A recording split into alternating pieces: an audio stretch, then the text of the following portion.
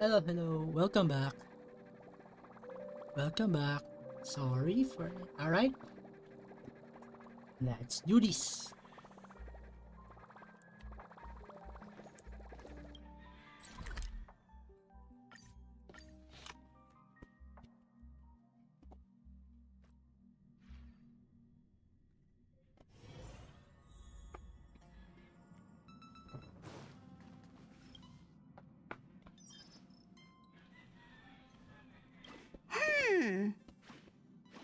Phew. What's up, Pom Pom? Just got a message from the Xianzhou La Fu. Looks like it'll conflict with our original schedule.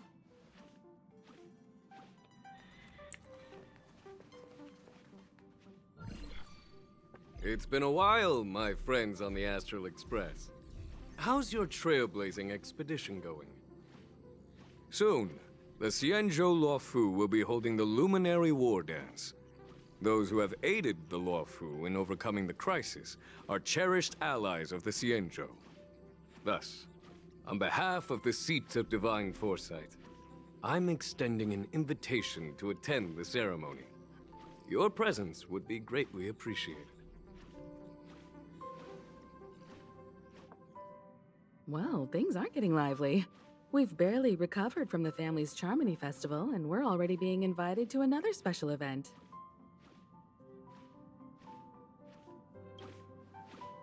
Why not think about it this way? Our trailblazing expeditions are turning into blast expeditions, where we eat, drink, and play wherever we go. Blast? Expedition? Yeah! Wherever we go, we eat, play, and have a blast! So we should leave March behind to take care of the Express? Hey! That's not what I meant! I'm all for some fun! I just hope there won't be any surprise party crashers, like Friday or Saturday. The Xianzhou Luofu has recently overcome a crisis. By holding the war dance, they're demonstrating to everyone that they've returned to a state of peace and safety. But that's what everyone said before we went to Penacony. You'll be totally safe under the family's protection. No need to worry. The War Dance is not like the Charmony Festival with all its hidden secrets. It's just a festival to honor the Rainbow Arbiter and the Cloud Knights, who fought against the abominations of abundance and protected the Xianzhou ships. Aside from star skiff performances, it's mostly martial contests. Nothing too different from the Taiki and Roboball contest we've seen before. What do you think, Himiko? Since we've accepted Miss Black Swan's proposal, we should probably head to Amphorius for refueling. There's certainly no rush. This trailblazing expedition is quite unique, and the Express needs to be fully stocked and prepared before moving on to the next stop. With Madame Herta's help, I was planning to deliver some Leviathan fossils from Kalinga Abyss to Ron May, member 81 of the Genius Society. It could earn us some favors before we set off. However, it may take a few weeks. Aw, so that means we're not going to the Luofu. Being an adult means maintaining relationships, whether we like it or not, March. Since we've been invited, it's only right for the Astral Express to attend the ceremony. So here's the plan. Pom Pom will take everyone to the Xianzhou Luofu. Mr. Yang and I will meet up with Ron May and fulfill our promise. Meanwhile, you, March, and Don Hung will represent the Express and attend the war dance. What do you two think?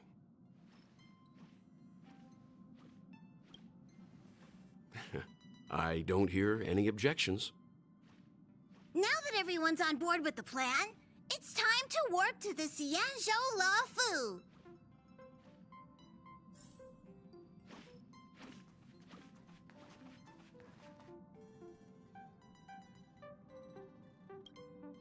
Kalinga Abyss. What does she expect to find there? Current research on the Leviathan merely proves how little we know about such life forms.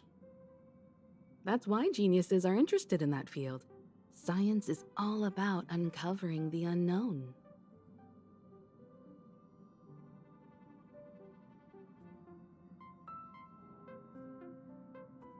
Don't miss us too much. If I stumble upon some cool Leviathan fossils, I'll bring a few back as souvenirs for you.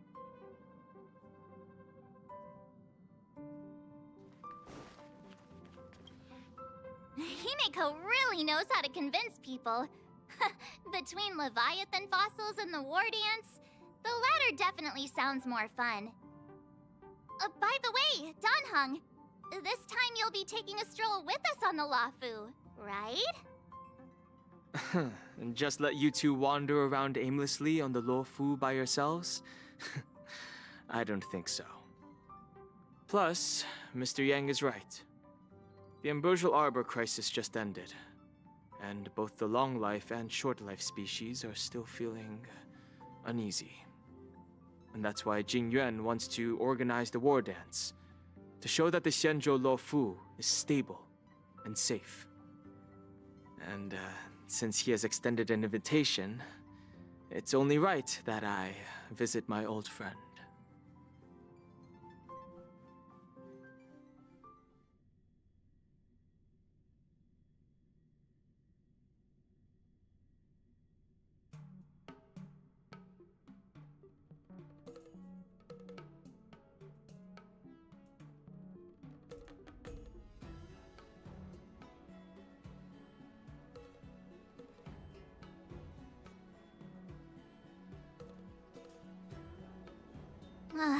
Coming back to this place brings back so many memories, you know?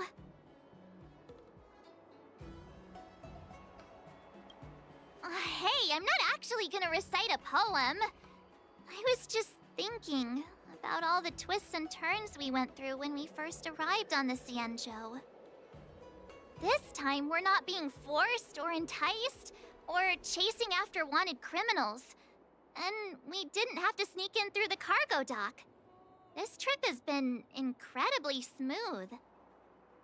Quite unusual, I must say. I agree.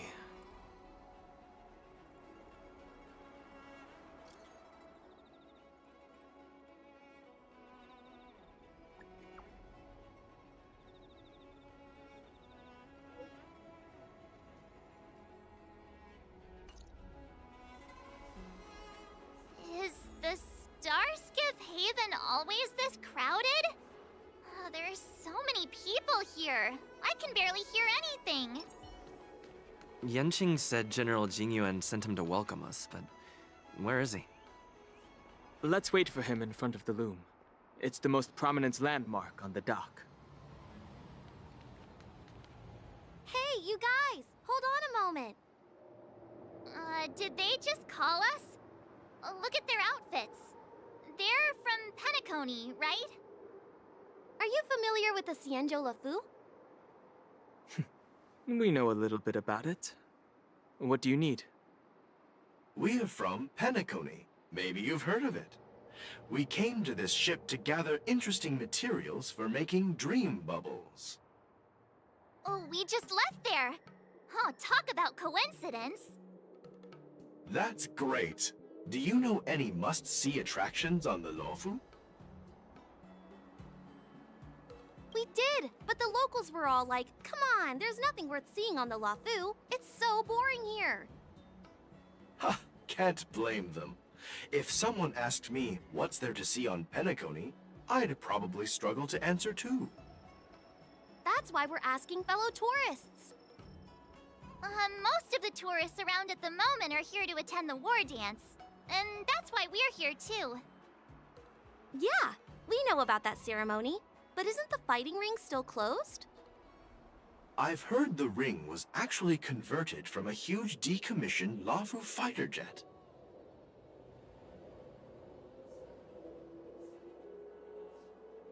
The radiant feldspar is bigger, I guess.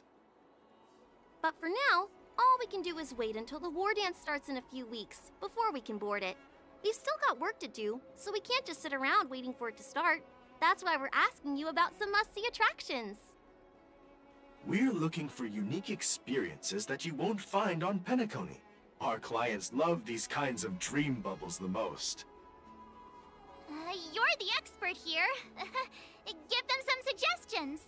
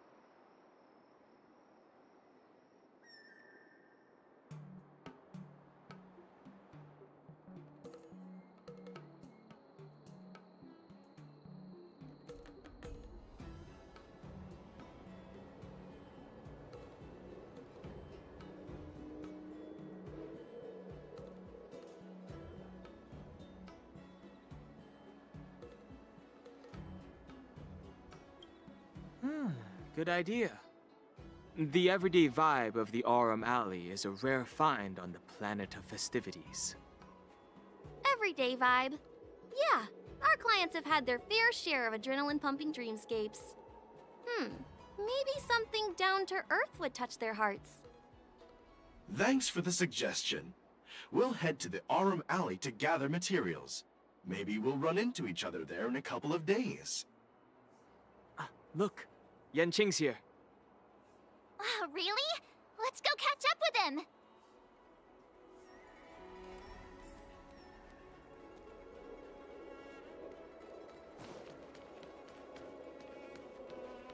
There you are! Everyone, this way!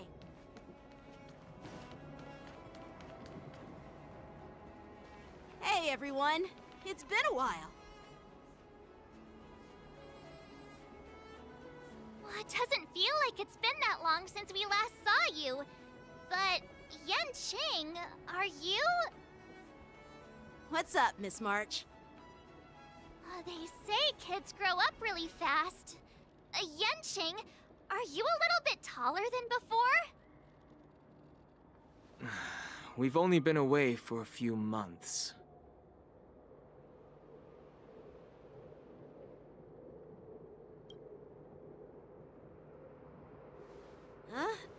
What are you doing? Sorry, but after our previous adventures, I've become suspicious of whoever greets us first. Do you have to be suspicious around me too? You know, the last time we came to the Xianzhou, the first person who greeted us was... I get it. Better safe than sorry.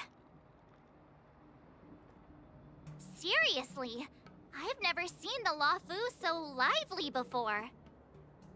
I was a bit worried that holding the war dance right after the Ambrosial Arbor crisis might be too soon. But seeing the bustling Starskiff Haven, I understand why General Jingyuan chose this timing. Yep. There's people from other delves and travelers like you three who've come from afar. With the war dance coming up, there's a huge number of visitors pouring into the Starskiff Haven. The Cloud Knights are working hard to keep the security tight. The General said this ceremony would help the Xianzhou Luofu recover from the crisis. It's a way to showcase our martial spirit, reassure people, boost morale, and attract visitors from other planets to promote trade and peace. By the way, the Xianzhou Alliance places great importance on this ceremony too. The Xianzhou ships, the Zhuming and the Yaoqing, have both sent messengers to offer their blessings. Yeah, the Xianzhou Yaoqing is a major force in hunting down abominations, and is always engaged in conflicts across the cosmos. Although it's a member of the Xianzhou Alliance, I don't know much about it. But Madame Yukong from the Skyfaring Commission mentioned that the Yaoqing always sends back reports of great victories, which is quite impressive. I heard General Fei Xiao of the Yaoqing is a young and dauntless lady. My peers say that she's like a goddess of war, capable of crushing dozens of abominations with a single punch. Huh. I wonder if it's true. If only I could witness her prowess with my own eyes. By the way, Yenqing, where are we headed next? I'm sorry for talking your ear off. The General wants to catch up with you at the Palace of Astrum. He's been eager to hear about how the Express has been doing. It's funny how he tries to act all mature, but whenever it comes to something he's interested in, you can really see his childish side. I agree.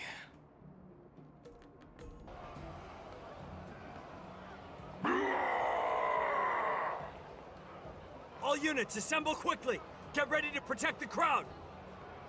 I just mentioned security, and now all of a sudden something's gone wrong.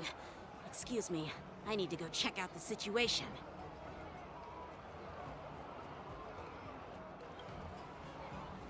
Hey, what's that supposed to mean? We'll go with you.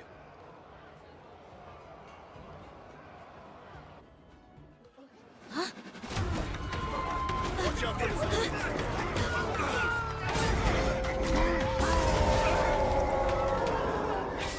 Protect the civilians. I'll deal with him.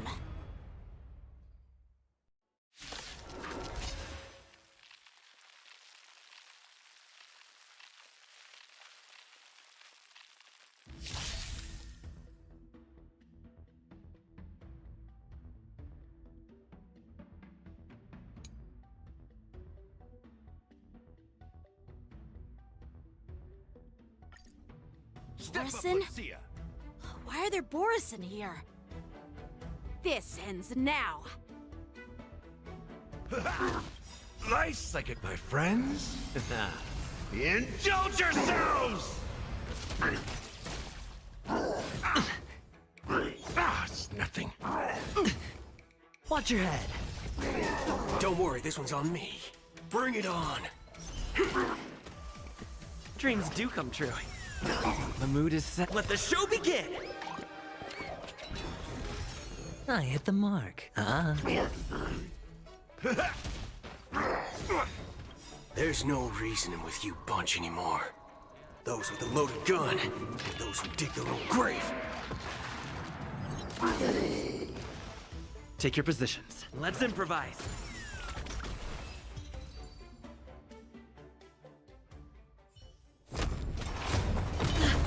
Not good.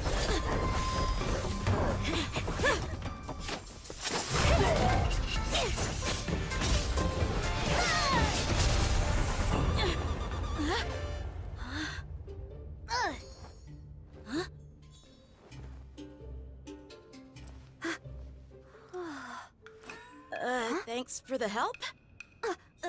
Sorry, no time to chat. Could you give me back my...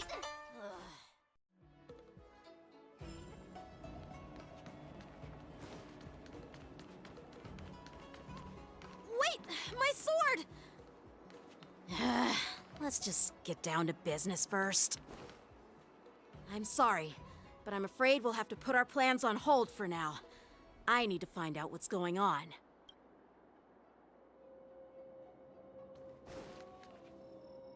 While we appreciate your rescue, my Xianzhou friends, don't you think it's a bit too much to detain us and our cargo? Sorry, but we've been ordered to detain you and your cargo for inspection until we figure out the source of the attack. Once we're done with the formalities, we'll let you and your cargo go. Oh, but this shipment isn't even meant for the Luofu. And it's IPC's patented technology. Who do you think you are to conduct an inspection? According to the protocol, all cargo arriving on the Luofu must go through inspection. Oh, but we didn't officially enter your dock at all. We just sought refuge in your dock because we were attacked by the Borisons. Looks like this argument could go on forever. Let's not get involved in a heated dispute that won't lead to a resolution. Make your brain feel brand new. Celestial Jade. Who's in charge here? I need some answers. It's my fault. We let our guard down for a moment. I take full responsibility. With the war dance approaching, safety should be a top priority. Now, tell me, how did Borisin prisoners end up in Starskiff Haven? According to the protocol, Borisin prisoners should be held on a Starskiff and taken directly to the shackling prison under strict supervision without ever touching the ground. Who allowed a prisoner transport ship to dock at the passenger terminal? Please don't blame this captain. This incident involves the Zhu Ming's diplomatic vessel. Who are you? I'm Liu Jun, an officer of the Patrol Defense Squad. Thank you for your help, Lieutenant Yanqing. The situation unfolded rapidly, and it shouldn't be held against the captain.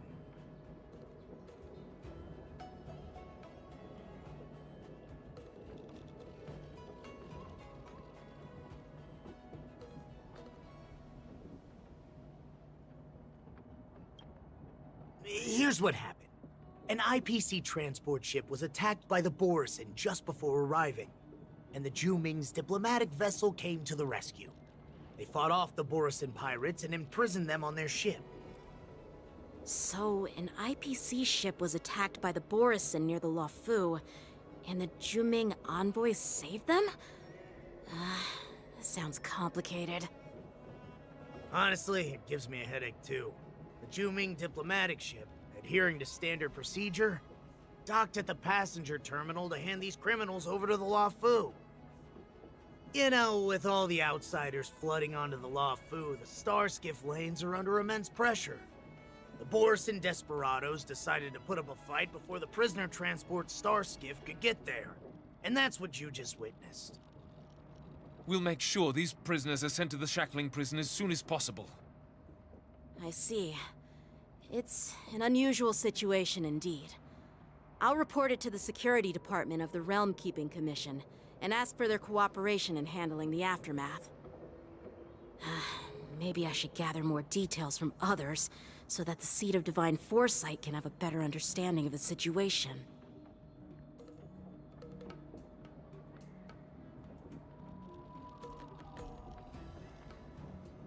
Oh, you look much maturer now, Yanqing. Please don't tease me, Miss March. The situation on the Xianzhou before the war dance is like a calm lake that can be disturbed by even the smallest pebble, capable of generating far-reaching ripples with even the slightest disturbance. What are those people? I mean, those monsters we just dealt with? Those werewolf monsters are known as Borisin. They are abominations of abundance, and we've been fighting them for a very long time. The Borisin have been a powerful force for a long time, plundering and enslaving many worlds. The threat they pose is just as terrible as the Swarm disaster, and the Alliance even had a fierce war with them 3 decades ago. Their presence has faded over the years, but who would have thought? According to that officer, they attacked an IPC ship near the Xianzhou Luofu. Such a brazen attack seems quite unusual to me. Yeah, that's what I find strange too. It seems like the IPC and the Borisin have some serious grudges. Well, enough with the chit-chat. The General wants me to take you to the Palace of Astrum. I'd love to chit-chat a little longer, but there are some things that can't be left unchecked. Is it a serious matter? Maybe you'll need our help in hunting down the Borisin? Thank you, but it's no big deal. By the way, that young lady who just appeared, she took my sword. I'm thinking of filing a lost property report at the Realm Keeping Commission to see if I can get it back. I doubt she did it on purpose.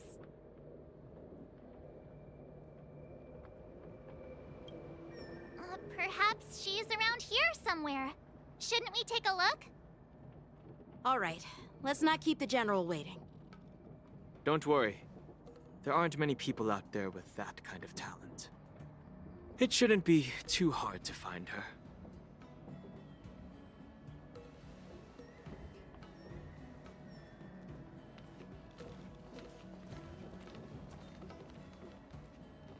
sure are a lot of troublemakers around.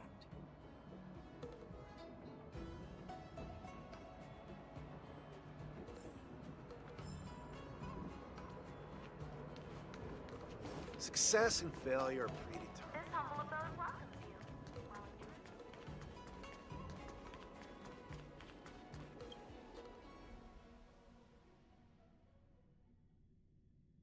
you. It's been a long journey, Elder Hwaya. Thank you for your presence. Don't mention it. Thank you for taking the time to welcome me.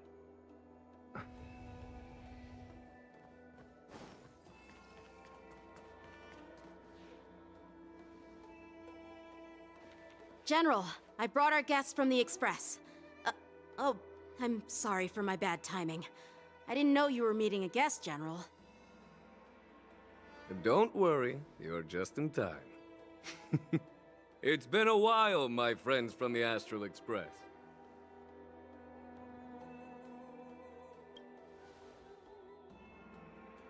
Oh. Well, it's an honor to be in your dreams, my friend. Allow me to introduce you to General Huayan. He's the Arbiter General of the Xianzhou Zhuming, known as the Flaming Heart. No need to be so formal. I'm just a tourist here, no different from other tourists who've come to attend the ceremony. Elder Huayan is not only one of the Arbiter Generals, but also the Furnace Master of the Artisanship Commission. Besides his martial skills, he excels in forging various weapons. Such talents are unique, even among the Arbiter Generals. Be it Arbiter General or Furnace Master, these are merely titles given to me long ago. I've retired several times already, but with the current change in circumstances, the Marshal has called me back to duty, and I had no choice but to answer the call. Well, in the end, I'm to blame. Living such a long life naturally brings its share of disapproval. It's an honor to meet you, General Huayan. It's my honor to meet you, General Huayan.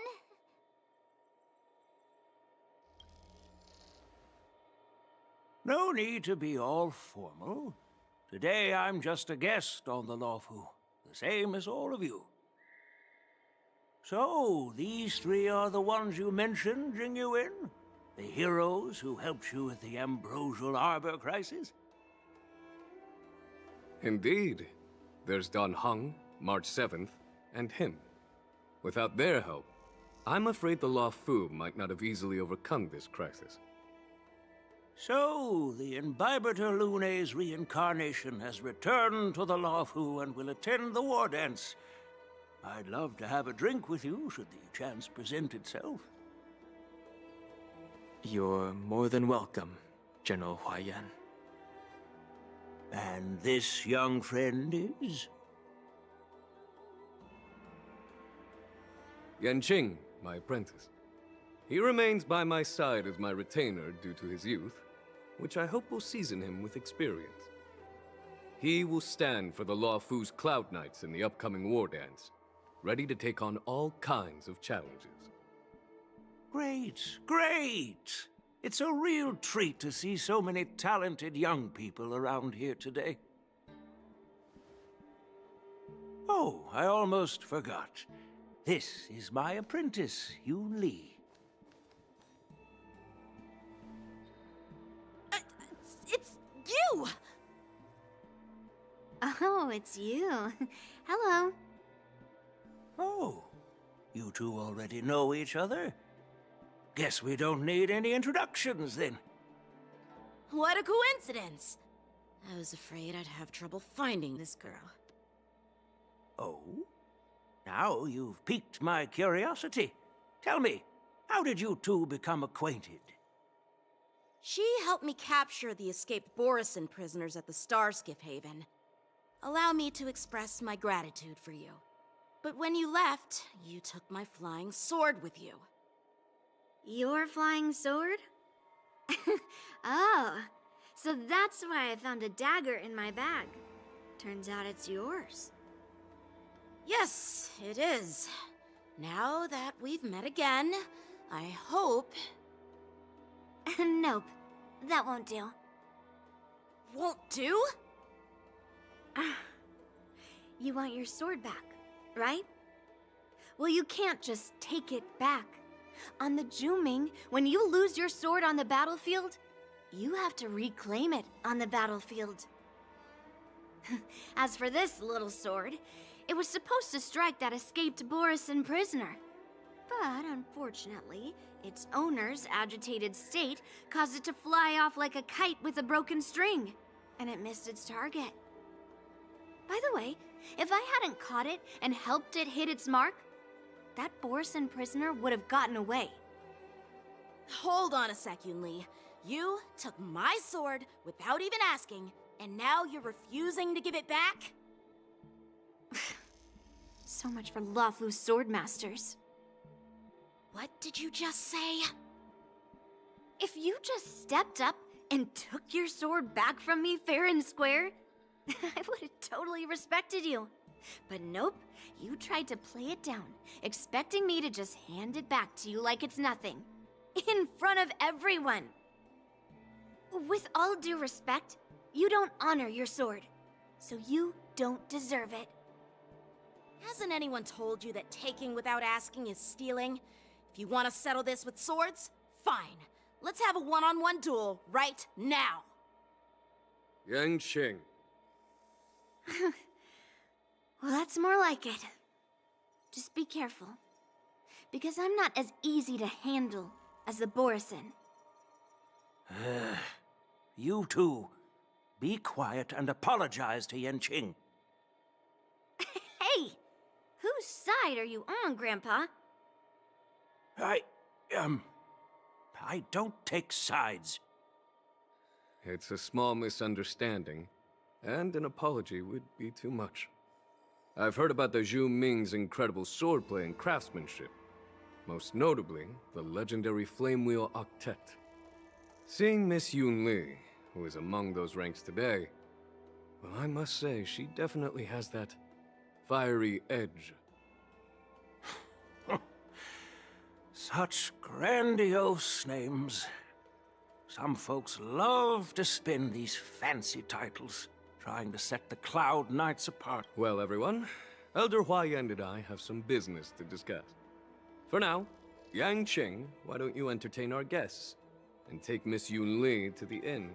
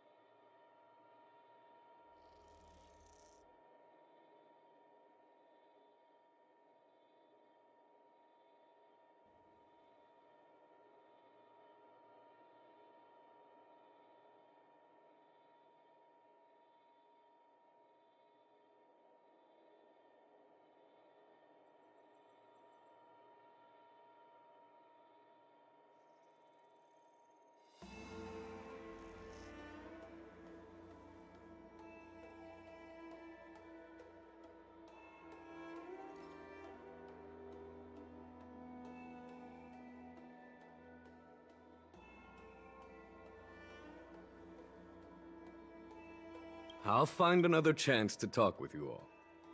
I'd like to express my gratitude to the Astral Express for helping the Luofu during the crisis. That's so kind of you. I mean, you've already thanked us so many times. Please forgive me for coming at an inconvenient time. You needn't apologize, General Huayan. All right, Yunli. Take this opportunity to clear things up with Yanqing. Yeah. It's better to make friends than enemies. But I won't be heading to the inn just yet. I want to visit Lingsha. She just arrived in the Luofu and could use some help settling in. Yanqing, once you've helped our guests get settled, go to the Artisanship Commission for me. I've heard about the attack and the detainment of the IPC ship. Qingzu sent word that the IPC members are protesting and wish to have their cargo back. See if you can calm them down. Don't get aggressive. Just make it clear that the Xianzhou Luofu has no intention of violating their rights. I'm on it.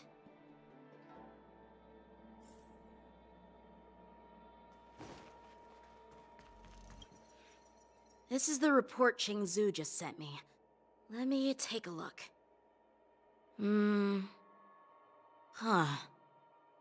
Looks like the General has given me a tough challenge.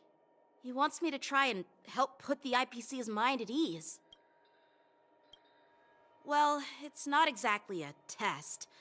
As Cloud Knight officers, we not only learn the art of war and martial arts, but also occasionally have to handle diplomatic disputes. It's just, talking things out isn't as straightforward as duking it out with weapons on the battlefield.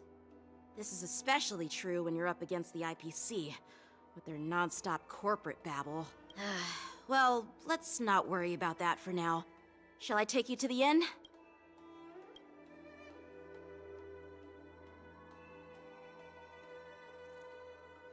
It is the Luofu's honor to have you in attendance at the war dance. Yet, the fact that a simple martial arts ceremony has attracted esteemed generals from the Zhu Ming and the Yao Qing implies intentions beyond mere spectating. Might there be any specific instructions from the Marshal? You're overthinking it, Jingyuan. As I said, I'm here to broaden my granddaughter's horizons. I have no ulterior motives. However, I have no clue what the Yao Qing Arbiter General has in mind. Do you remember when you accepted this position? I told you that an Arbiter General's battlefield goes beyond the physical one. You'll need to lead and manage everything on the Xianzhou. The title of Arbiter General holds a weight far greater than its literal meaning. So many years have passed, and you've done well. However, longevity for the Xianzhou people can be a curse. Living too long means that every mistake you made will lurk in the shadows. And one day, they'll eventually catch up to you. The Marshal knows everything that has happened on the Luofu. As for the Merlin's Claw of the Yao Qing, she has come specifically for you. Speaking of which, why hasn't she arrived yet? They say the Merlin's Claw strikes like lightning. Being late isn't her style. That's not true, General Huayan. She's been here a while, but I'm sure you've heard of her unbridled nature. As soon as she disembarked from the star skiff, she mentioned having something to attend to and simply disappeared. You must be the messengers from the Xianzhou Yao Qing, I assume. We are Jiaoqiu and Moza, retainers of the Merlin's Claw. It's an honor to meet you in person, Arbiter Generals. Now this is interesting. A guest who doesn't come to visit but sends a message instead. What does she mean? Tell me, What could be more important to her than coming here? Master heard about a spectacular view in Scale Gorge Waterscape. I believe she went there to enjoy it. A spectacular view? Ha! Did you hear that, Jingyuan? This person is being sarcastic. Please do not misunderstand me, General Huayan. I was simply stating the truth. Master thought it would be inappropriate to keep you waiting, so she sent us here. Once she's finished with admiring the scenery, she'll personally come and apologize to the both of you.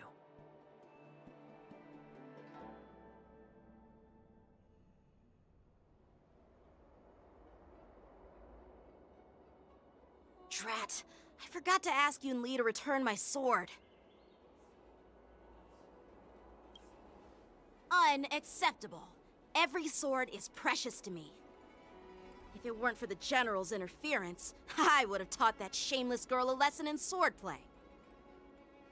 By the way, I don't know if it's just me, but the General seemed a little reserved. Could it be because of Elder Huayan's visit? Reserved? Really? Maybe I'm just overthinking things. No, you're not.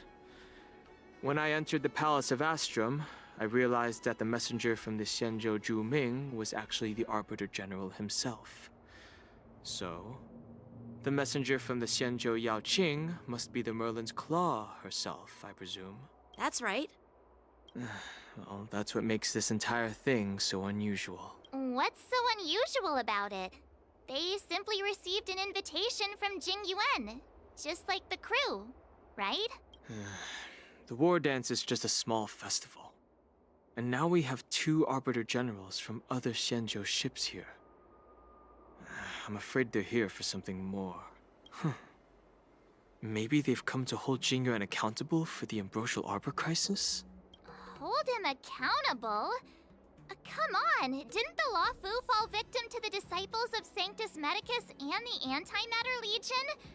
Why would they blame the victim? Don Shu's rebellion and Ventilia's scheming are merely one side of the story to the other Arbiter Generals of the Alliance.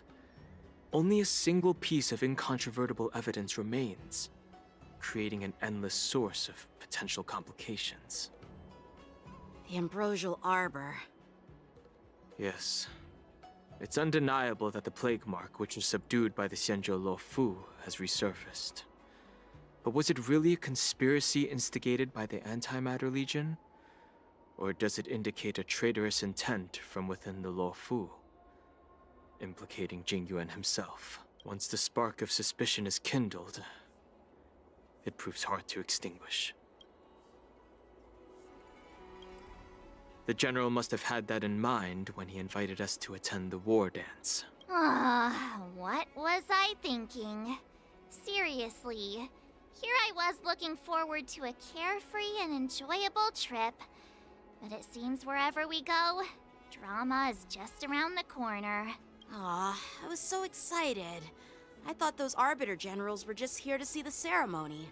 By the way, I heard that an alchemist from the Zhu diplomatic ship has arrived.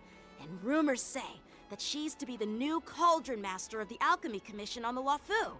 An alchemist from the Zhu Ming serving as the Cauldron Master on the Luofu? While it's not unheard of, the timing itself... Thanks to your words, Mr. Dan Heng. Now I finally see the underlying tensions. The General is under tremendous pressure right now, but I was completely oblivious to his troubles. How naive of me. Come on, don't think like that. Leave the adult matters to the adults. Even if you wanted to do something for the General, it's not like you can do anything. Did I say something wrong? Again? Miss March is right. I don't have the skills to share the General's burdens at the moment. Still, I'll do my best to follow his instructions. Let's go. Once I've taken you to your accommodations, I need to go to the Artisanship Commission to handle the IPC's protest. He looks like he has a lot on his mind. We can't just let him go alone. Why don't we accompany you to the Artisanship Commission? This is too much trouble. While I appreciate your kindness, dealing with the IPC's workers could be tricky. I'm afraid this will cause trouble for the Express. No worries. We're pretty experienced in dealing with the IPC. You've heard of the 10 Stone Hearts? We've dealt with quite a few of them, right?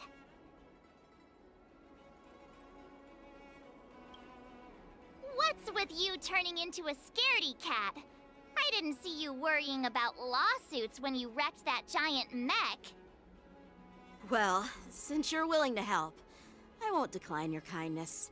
Let's head to the Artisanship Commission and meet them.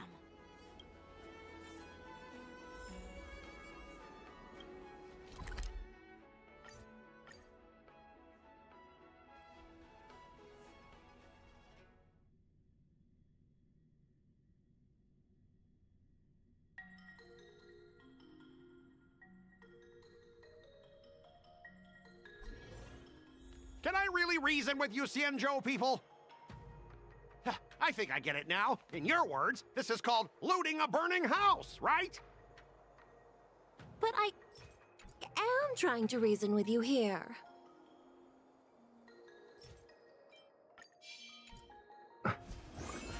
Locked and loaded.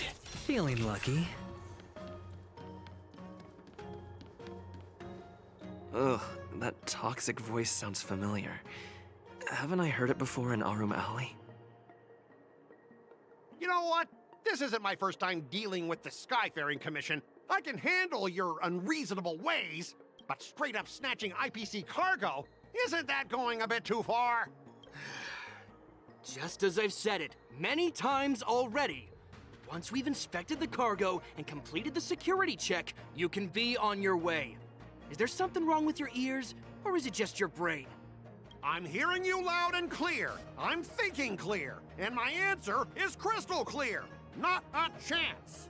Keep detaining my cargo and I'll file a complaint directly with your general. I was gonna ask you the same thing. Why do I keep running into you? You're staying on the Cianzhou, are you? What terrible luck. Wherever you go, disasters aren't far behind. Aren't you the guest from the Astral Express? What brings you and Yanqing to the Artisanship Commission? Trouble caused by the IPC? I'd say it's caused by the Skyfaring Commission. Looks like you've met this IPC worker before. I'm not sure if that's a good or a bad thing. I was sent here to deal with the IPC protest, Miss Shikui. What's going on here? As you know, this IPC transport ship was attacked by the Borisin and rescued by the Juming's diplomatic ship. Then the Cloud Knights were instructed to bring it back to the dock for repairs and inspections. And this is Mr. Scott, the person in charge of this transport ship. So, you're Scott. I've heard him mention you. Weren't you kicked off the Lafu before? Why did you come back? Like I wanted to come back.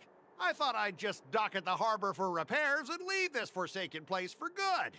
Little did I know, as soon as the ship entered the harbor, a bunch of Cloud Knights showed up and snatched all our cargo from the hold. What do you mean by snatched? I've told you 1,000,000 times. It's a security check. Then why did you bring the cargo to the Artisanship Commission? You even brought in some shady craftsmen. It's obvious you're trying to steal the IPC's patented technology! Listen here. Firstly, the Skyfaring Commission detected dangerous items that could possibly be weapons in your cargo hold. That's why they called me here, to double-check. Secondly, where the heck did you get the idea that I'm a shady craftsman? Even if there are dangerous items, what do they have to do with you?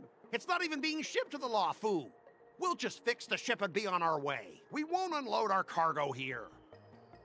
But you'll have to stay in the port for several days before your ship is repaired and you can take off again. How can we just leave unchecked items sitting here?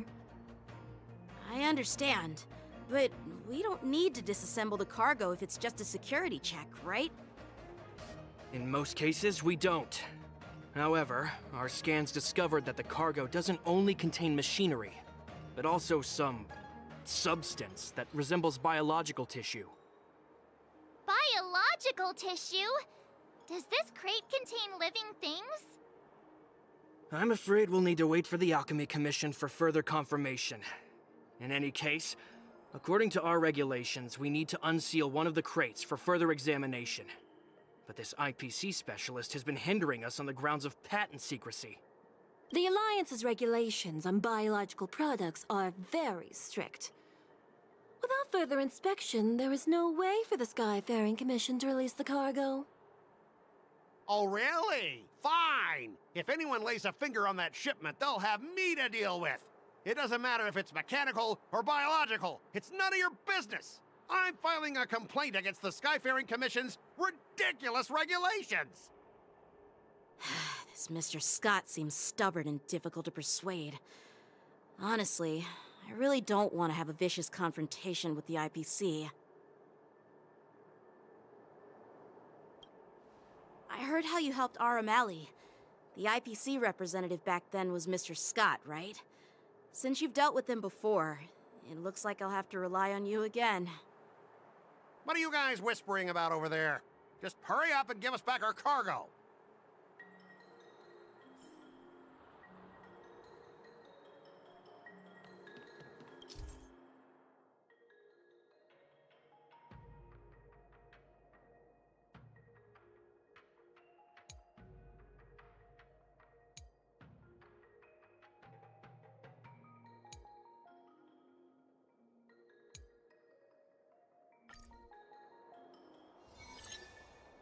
As I recall, this guy won't listen to reason and can only be persuaded with intimidation. But he does seem to follow rules to some extent. Let's use that against him. Speaking of regulations, we have our own laws and regulations too. According to Article 4 of the Cienjo Alliance IPC Trade Consensus, the Alliance and IPC shall never infringe on each other's intellectual property rights.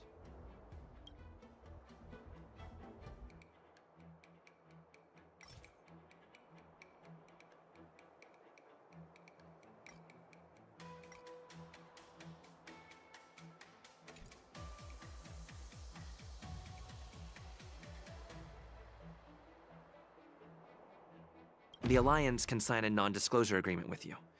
That way, you won't have to worry about any infringements, right? We can sign a mutually acceptable non-disclosure agreement in accordance with the IPC's rules. Well, that makes sense, but how can we trust you to honor the terms? Even if we set aside the secrecy of intellectual property, these prototypes built by the Intelligentsia Guild are incredibly valuable, beyond your wildest imagination. If anything goes wrong, you won't be able to pay for it even with your lives.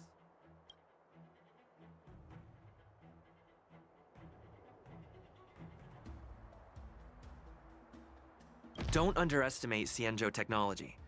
Even if they need to dismantle your cargo, the Artisanship Commission can easily put it back together. Yeah, go ahead and brag about their skills. After all, you're just a negotiator they hired. But I'm different. I'm an IPC member, and my fleet has accepted this transportation order. Naturally, I need to be responsible for the integrity of every piece of cargo.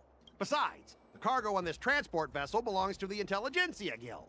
If you want to inspect the cargo, shouldn't you at least call in a member of the Intelligentsia Guild to be present?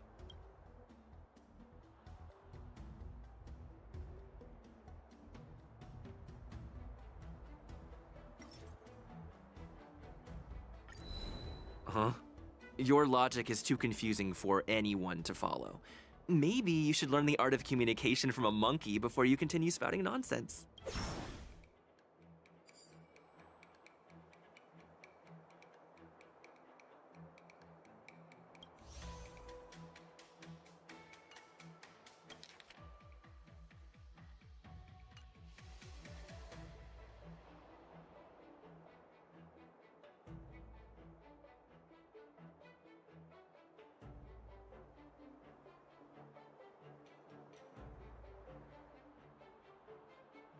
According to the principle of territoriality, since your vessel is stranded on the Cienjo, the Skyfaring Commission has the right to inspect it.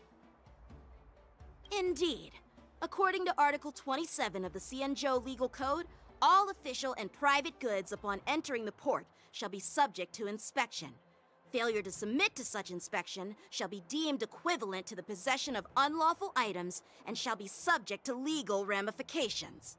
Huh? My synesthesia beacon must not be working, because I have no idea what you just said. Simply put, if you insist on hindering the inspection, we'll have to treat the cargo as unlawful items and confiscate it. Confiscate it? How can you Cianzhou people be so unreasonable? If this were pure point, and incoming cargo posed a safety risk, the IPC would take it in for containment and disposal, correct? That's true, but the IPC sometimes makes exceptions. For example, they've always given special terms to Cianzhou vessels.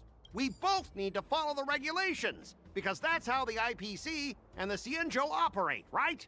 As an IPC worker, I have to abide by its regulations. If I make an exception and allow you to inspect the cargo, it'll spell disaster for me.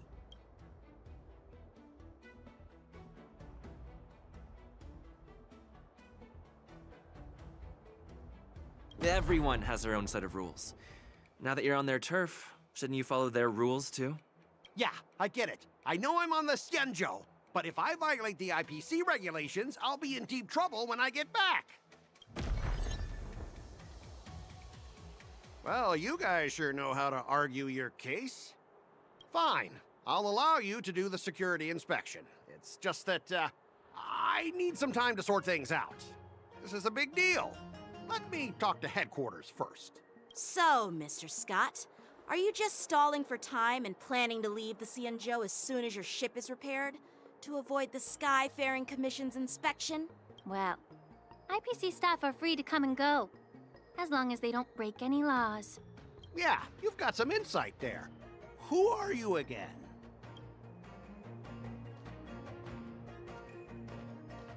Allow me to introduce myself. I'm Ling Sha, Cauldron Master and head of the Alchemy Commission on the Lawfu. Could she be? Yeah, she's the new Cauldron Master assigned here from the Cianzhou Juming. I received a report from the Artisanship Commission about cargo containing samples of unknown organisms. It said they needed help from the Alchemy Commission. I had nothing better to do, so I came myself. It's fine, Mr. Scott. If you really don't want your cargo to be inspected, it doesn't matter. It doesn't matter? How can you say that? Why are you being so nice all of a sudden? Well, since you're not going to check it, I'll take this crate and be on my way. Is that okay with everyone? Yeah, sure. Why should I object? Not only this sample, but all the goods on the transport ship are yours to keep. Like I said, we won't inspect them. Wait a minute!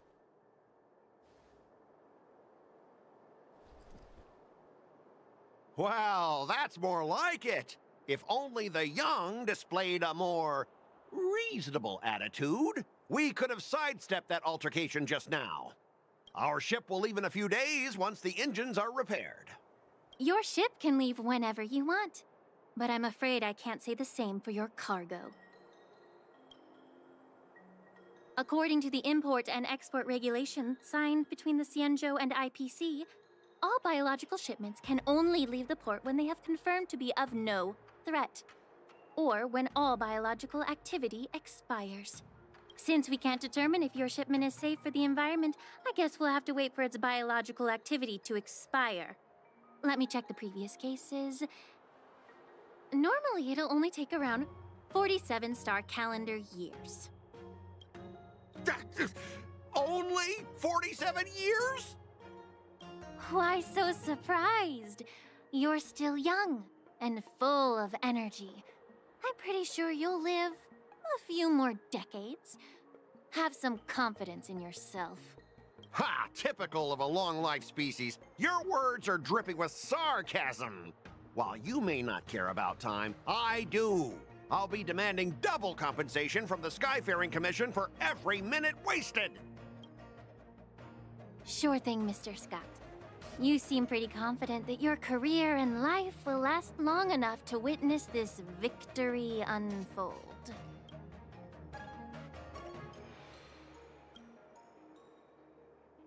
Step aside, guys. Let them do the inspection. But, Mr. Scott...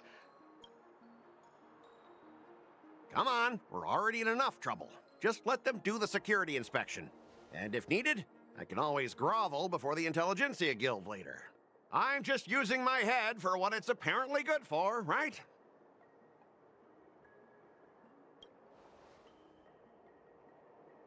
Well, honestly, at least you're not as annoying as that woman. Just get on with the inspection. Don't act all chummy with me now that you've got your way. This lady is really something else.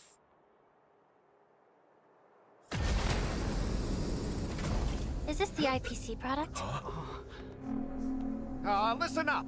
Any damages caused by inspections will be filed with the IPC.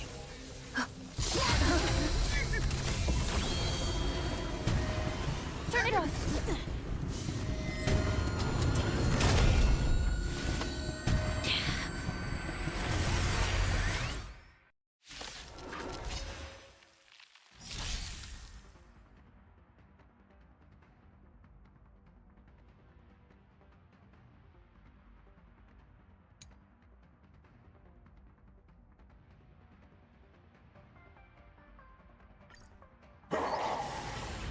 Oh, how unexpected.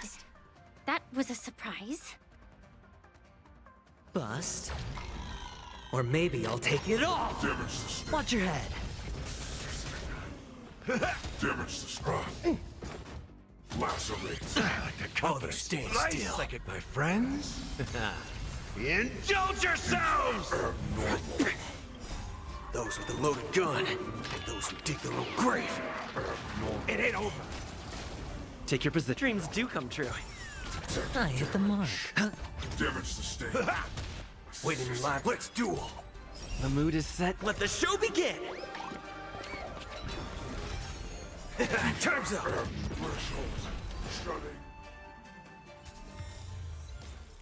Were you seriously planning to leave this stuff unchecked at the dock for days? That's way too dangerous. I had no idea about it. You must have accidentally triggered the cargo's defense program. I don't think trying to shift the blame is a wise choice. But seriously, I don't know why that thing suddenly started moving. I swear on the Amber Lord. Enough. Miss Shikwe, please escort our IPC guest to the Skyfaring Commission. I'm on it. Please follow me, Mr. Scott.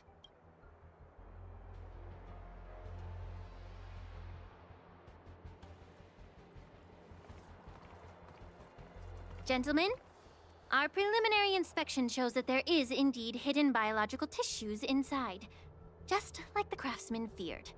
I can't even tell if it's ingenium or biological in nature.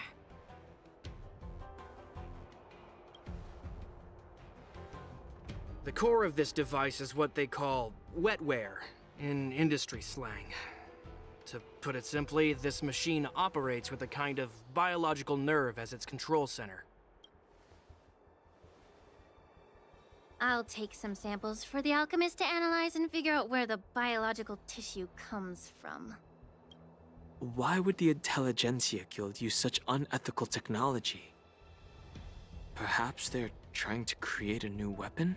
Whatever the reason is, it's probably why the Borison attacked the ship. No wonder the IPC were trying to obstruct our inspection.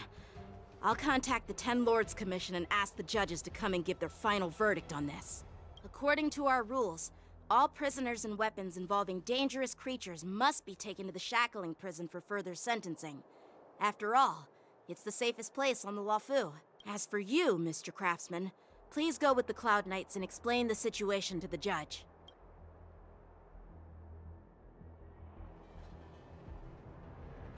I had a feeling that the IPC members would cause trouble, but I didn't think they'd be this tricky. Thanks for your help, Miss Linksha.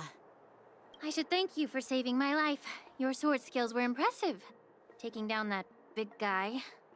I thought the General's retainers were all burly martial masters. I didn't expect Yenqing to be so... Can't argue with that. As for you, you must be the guests from the Astral Express, right? Saving the Lafu from that crisis. It's so impressive. It wasn't a big deal. Really. It's still early. So why don't we get some tea at the Alchemy Commission? We can discuss your suggestions for revitalizing the commission. I'd be happy to accept your invitation. And you three are coming too, right?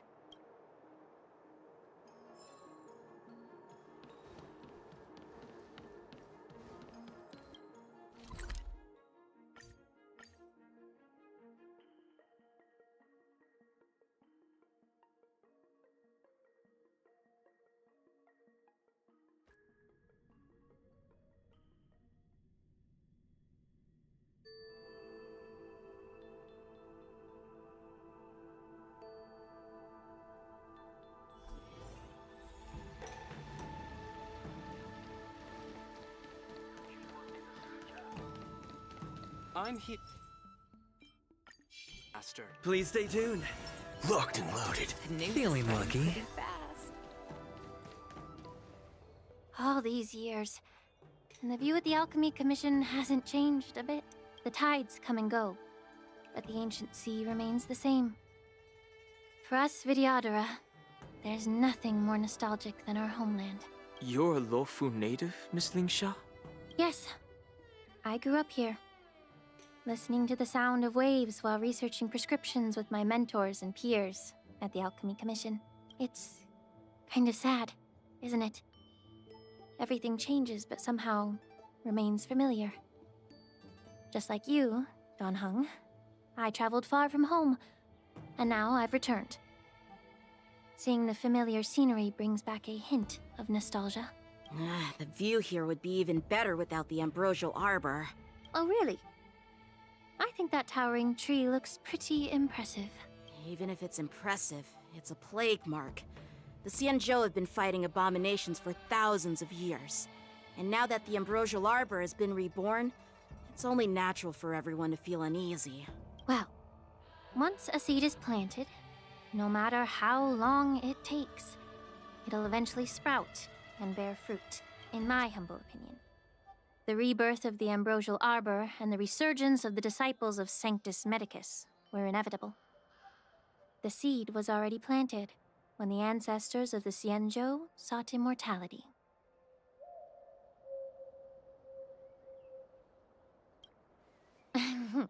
My bad. Well, since you went through the entire ambrosial arbor crisis firsthand, Dan Heng and Lieutenant Yenqing, I'd like to discuss something with you. What would you like to discuss, Miss Lingsha? I was lucky enough to be chosen by the Alliance to come in and clean up all the old grime in the Alchemy Commission. Honestly, the Alchemy Commission is riddled with problems and has reached a point where fixing it seems impossible. I'm looking to remedy this problem, but was wondering if you could provide any insights. Well, even though I'm a Vidyadharan like you, I'm an outsider, just like my companions here. I can't really say much about a remedy, but I do have a piece of advice, Miss Lingsha. The Vidyadhara and the Alchemy Commission on the Luofu have always been intricately connected. If you cannot distance yourself from these ties, Miss Lingsha, changing the situation within the Alchemy Commission may be quite challenging. I may not know about politics, but I do know that the disciples of Sanctus Medicus have been operating within the Alchemy Commission for years. If you're determined to root them out, maybe you should discuss it with the General. I see. Thank you for your valuable insights. While the Lux Arrow from the Rainbow possesses unparalleled power to sever the ambrosial arbor, it can't sever mortals' desire to prolong their existence. Just like how the Cloud Knights can eliminate the remnants of the disciples of Sanctus Medicus, but are unable to calm the hearts and minds of the people within the Alchemy Commission. Our Xianzhou forebears knew this well, and that's why they entrusted the duty of guarding the roots of the arbor to the Vidyadhara. However, the Vidyadhara are still only mortal beings. 30 years ago, my mentor served as Alchemy Commission's Cauldron Master. She recognized the emerging undercurrents and sought to cleanse the source of the disturbance. Unfortunately, even though she was skilled in the art of healing, she didn't understand the human heart or how to eliminate the sickness lurking within the depths of the Alchemy Commission. In the end, she was framed and exiled to the Juming. I was also implicated and had to leave the Luofu. And guess who arbitrated the case and handed down the sentence? None other than General Jing Yuan himself. What? You heard it right.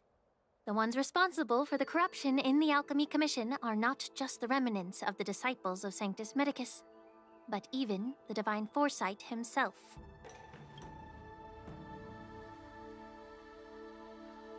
Alas, why is your face turning pale, Yanqing? Don't worry about it. I understand that when someone holds a position of power, they may sometimes have to make tough decisions. I won't hold any personal grudges against him. Besides, at our age, holding personal grudges is a luxury we can't afford. Lingsha, you're back! Ugh, I've been waiting ages for you.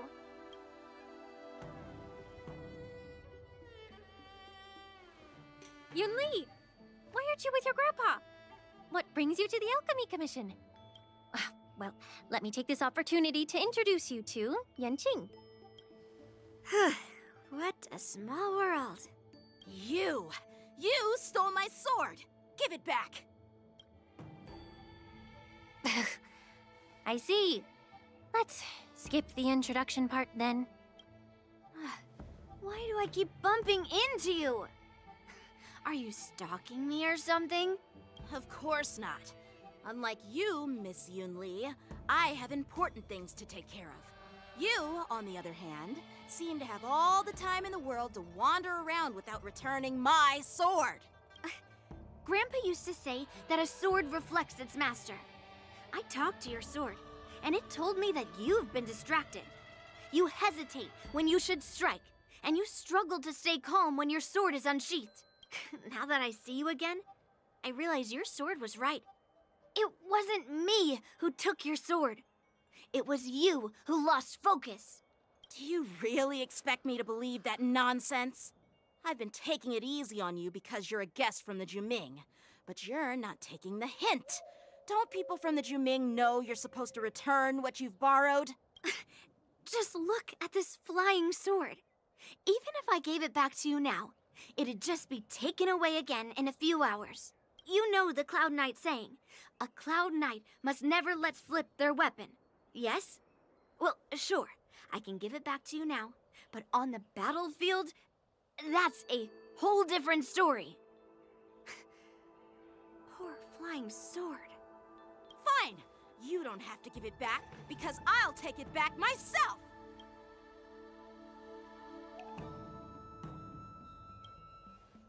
Between these two, who do you think is tougher? Don't get me wrong, I'm just curious. Get ready to separate them. It is my first day at the Alchemy Commission. A brawl is definitely not how I imagined celebrating it. Well, since you don't approve, I won't draw my sword here. I didn't mean it in that way. Since you've already drawn your swords, you'd be disappointed if you didn't get to test one another, right? I've received reports that the delves near the Alchemy Commission are still infested with abominations. Seems like my predecessors left quite a mess. So, if you two want to determine who's better, why not focus on them instead of each other? Clearing out some abominations? Sounds boring. It's the Cloud Knight's duty to eliminate those abominations. You don't have to ask me twice, Miss Lingsha. I'll help you get rid of them. Oh, you think you're the only one who knows how to behave? If Lingsha needs anything, I'll gladly draw my sword and help her out. It's so heartwarming to see both of you being so sweet and caring. So then, shall we get going?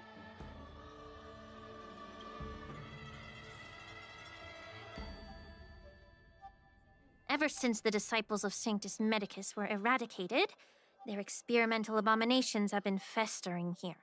If you want a contest, I'll be the referee.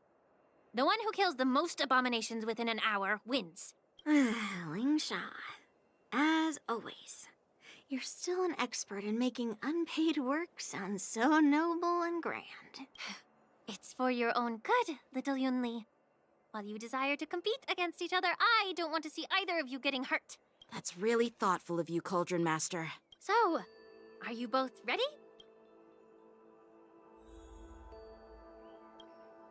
Ugh.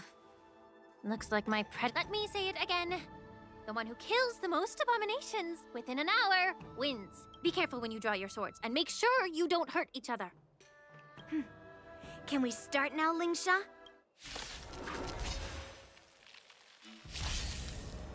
Still the same wall.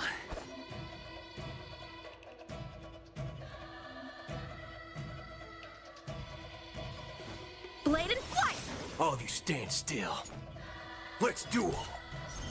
Time's up. I didn't expect someone who can't even hold on to a sword to actually have some skill.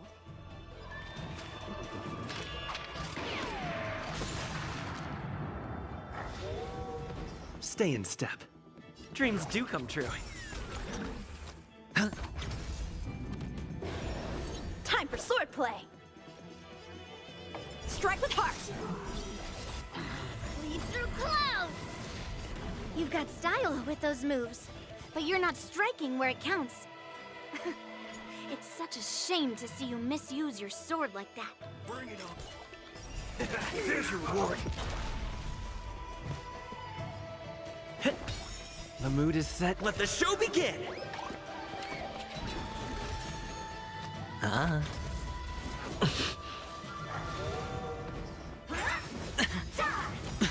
How many can you block? Blade and flight! Don't worry, this one's on me. Let's duel. Time's up. There's no reasoning with you bunch anymore. Those with a loaded gun, and those who dig their own grave. Did the rhythm get Dice messed have up? been cast. Bust. Or maybe I'll take it all. Watch your head. Let's improvise. Haven't eaten Head your yet. bets. Remember to aim for Time the for heart. swordplay!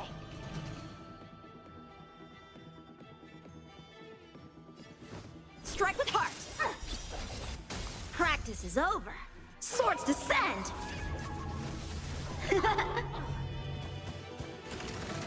Still the same yet.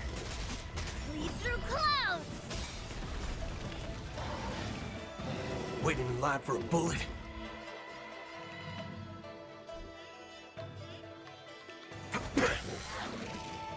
The mood is set just right. Let the show begin!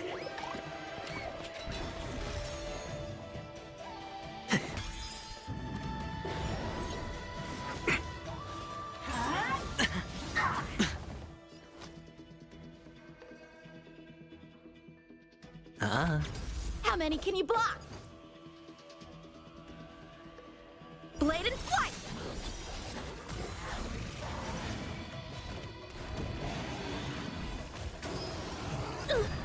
Watch your head.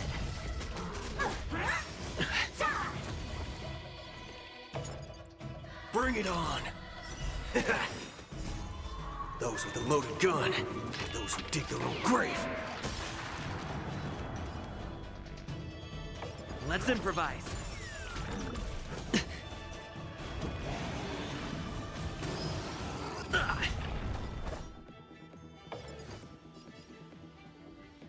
Strike with heart! Descend to earth! All of you stand still. The dice have been cast. Bust. Or maybe I'll take it all! All in! Let's duel! There's your reward! The mood is set. Let the show begin!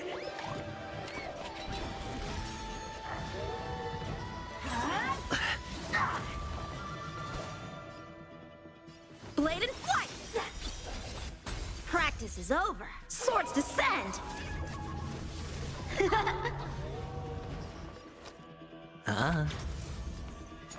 Bring it on! Those with a loaded gun, those who dig their own grave.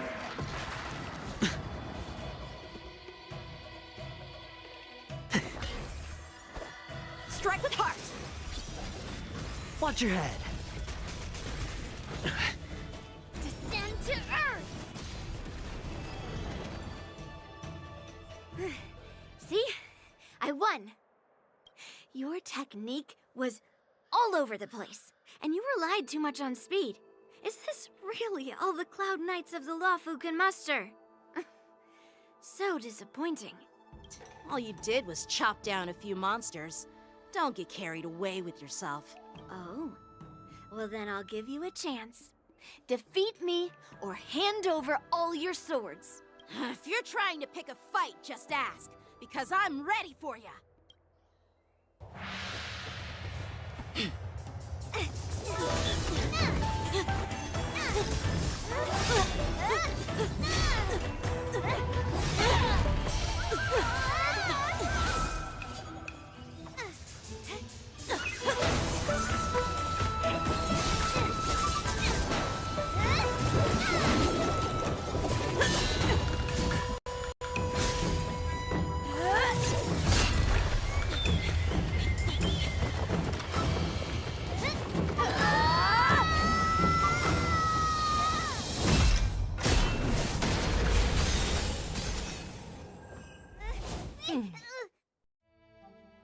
Well fought, my young friends. However, both of you have shortcomings. One of you focuses on dodging and weaving, while the other relies on brute strength, trying to take down targets with a single strike. Who are you? Me? I'm just a patient seeking medicine from the Alchemy Commission. A passerby, if you will. I thought I'd see my fill of impressive fights during the war dance. Yet here I am, able to witness a remarkable fight at the Alchemy Commission, of all places. Well, the Lawfu is never short of surprises. However, I have a small suggestion for you. Why don't you settle this dispute fair and square in the war dance's ring? That way, you can resolve your differences with a proper duel and put your grudges behind you. Grudges? No, not at all. Yunli and I, we were just sparring.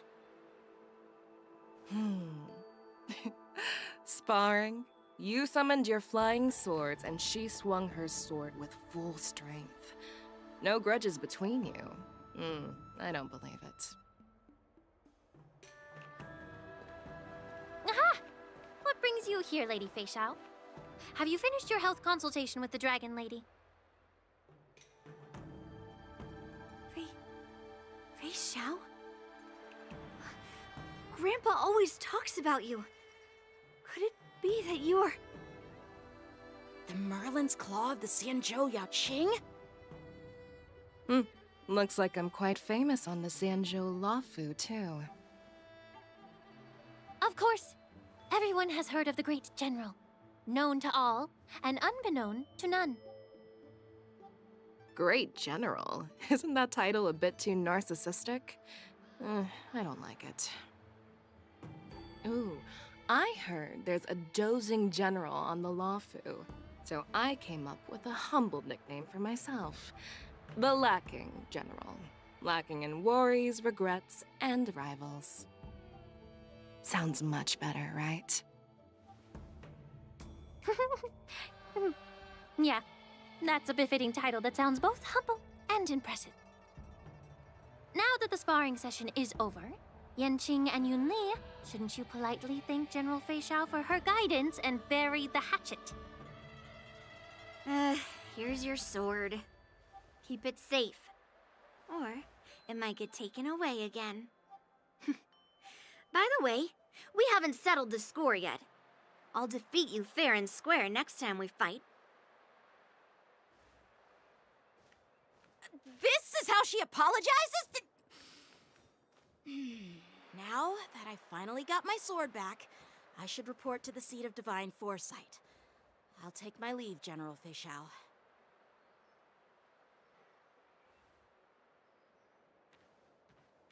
Oh, by the way, Miss Linksha, if you've got some free time, I'd like to invite you to the seat of divine foresight for a chat with General Jingyuan. I think there's more to those personal grudges you mentioned earlier.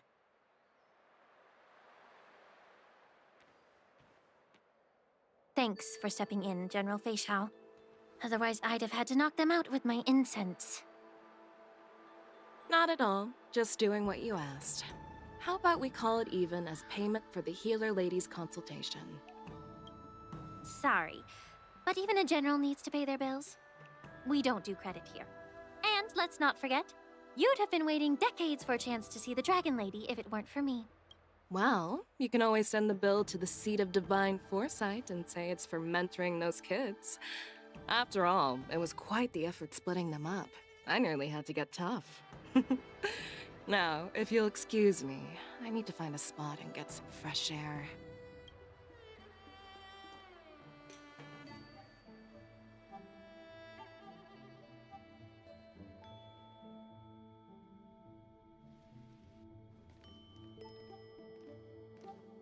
Back already?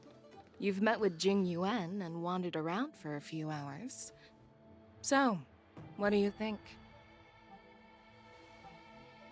It appears that the Divine Foresight is using this war dance as a show of strength to convince everyone that the Luofu is prospering after the Ambrosial Arbor crisis. But...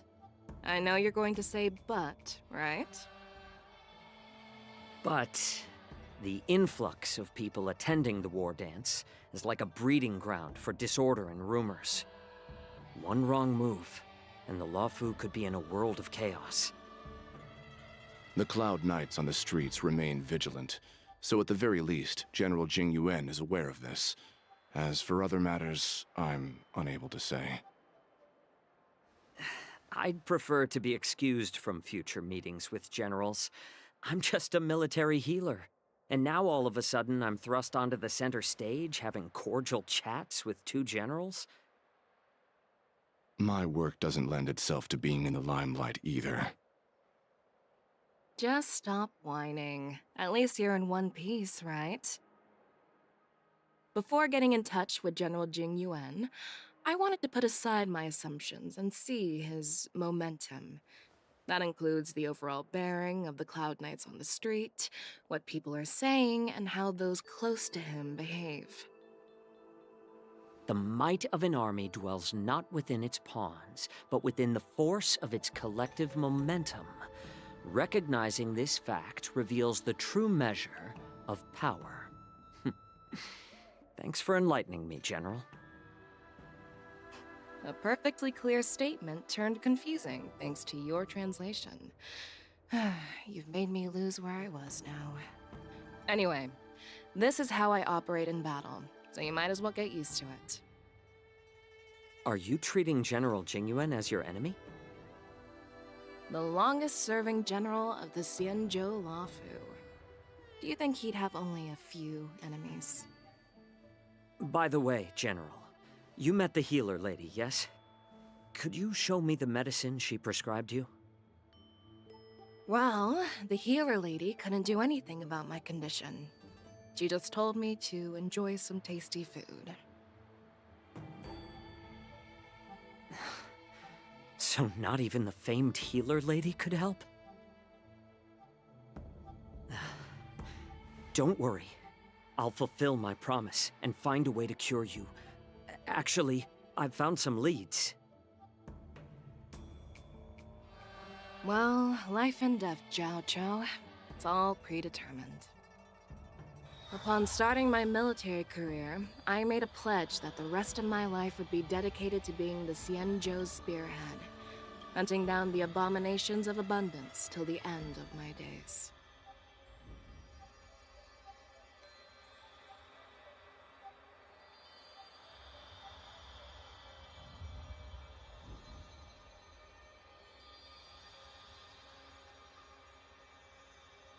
As long as I can fulfill that deep-seated desire, I don't care how long I live. You asked if I view General Jing Yuan as my enemy. No. My real enemy has always been myself.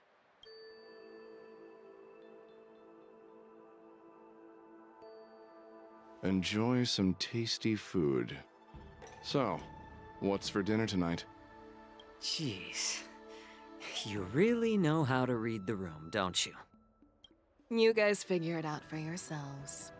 I'm due to catch up with an old war friend I've not seen for quite a long time.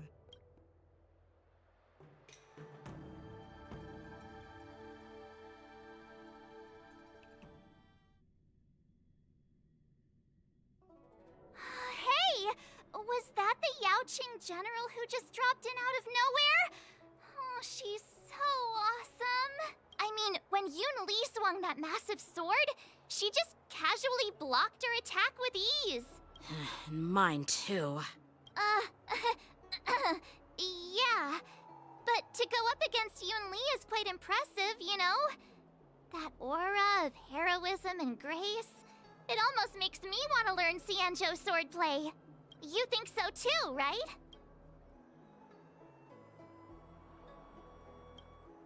I agree.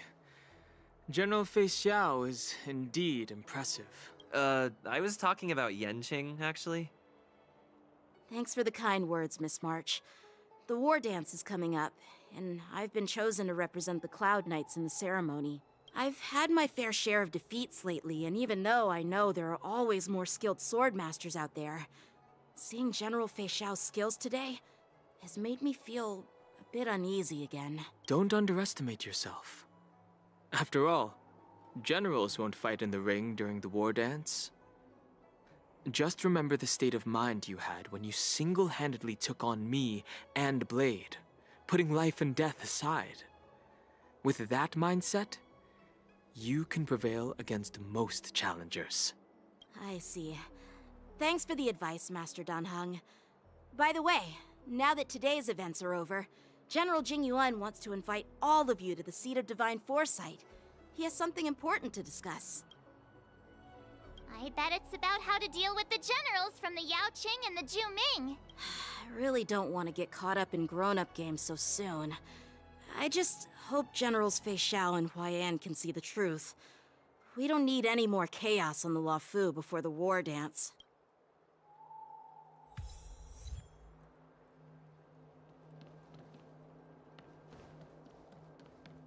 Need your extractor cleaned or your star skiff serviced? I don't believe in ghosts.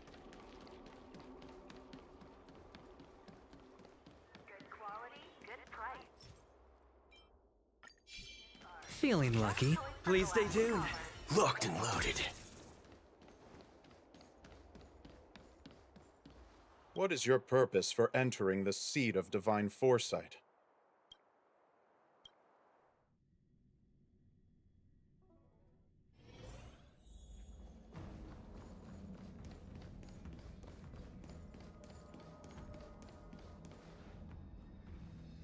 Earlier at the Palace of Astrum, I introduced these guests from the Astral Express to you, Elder Huayan. But with all the people around, we only exchanged pleasantries.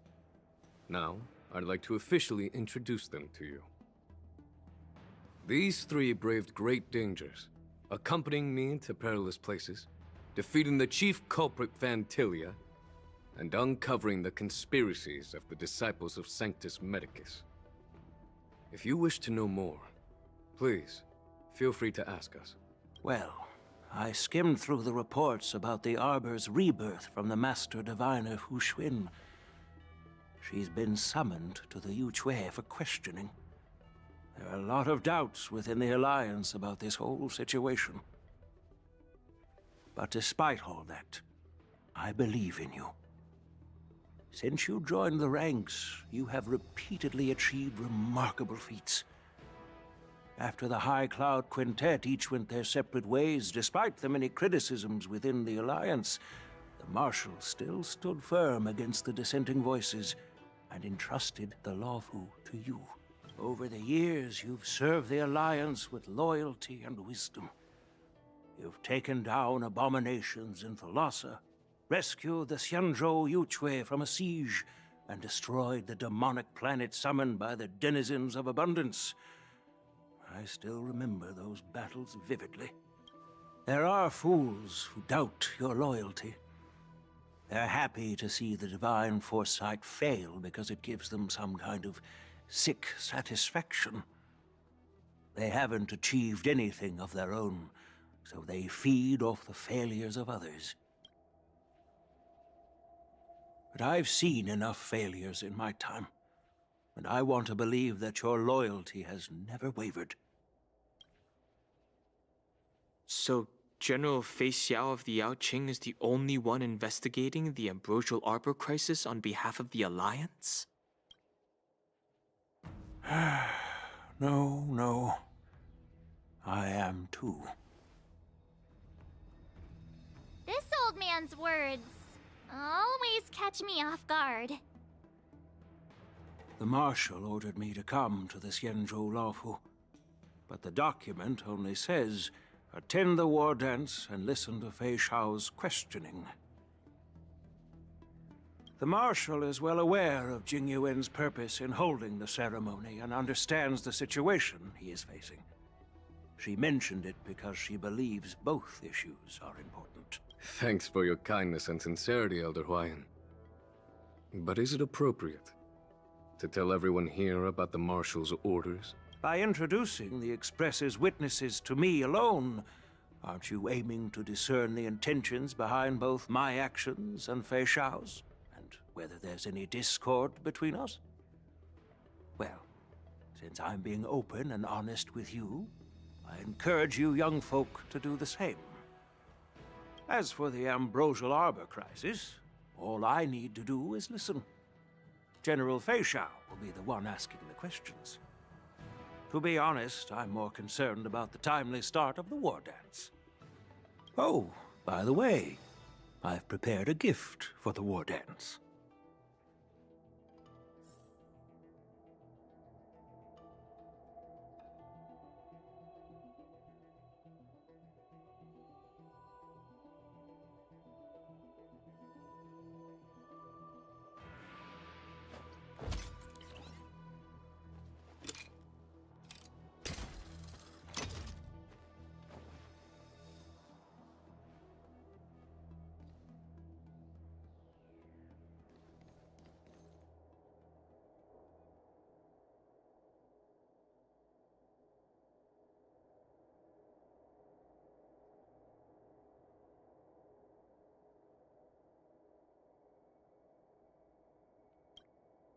Yes, it's this case right here.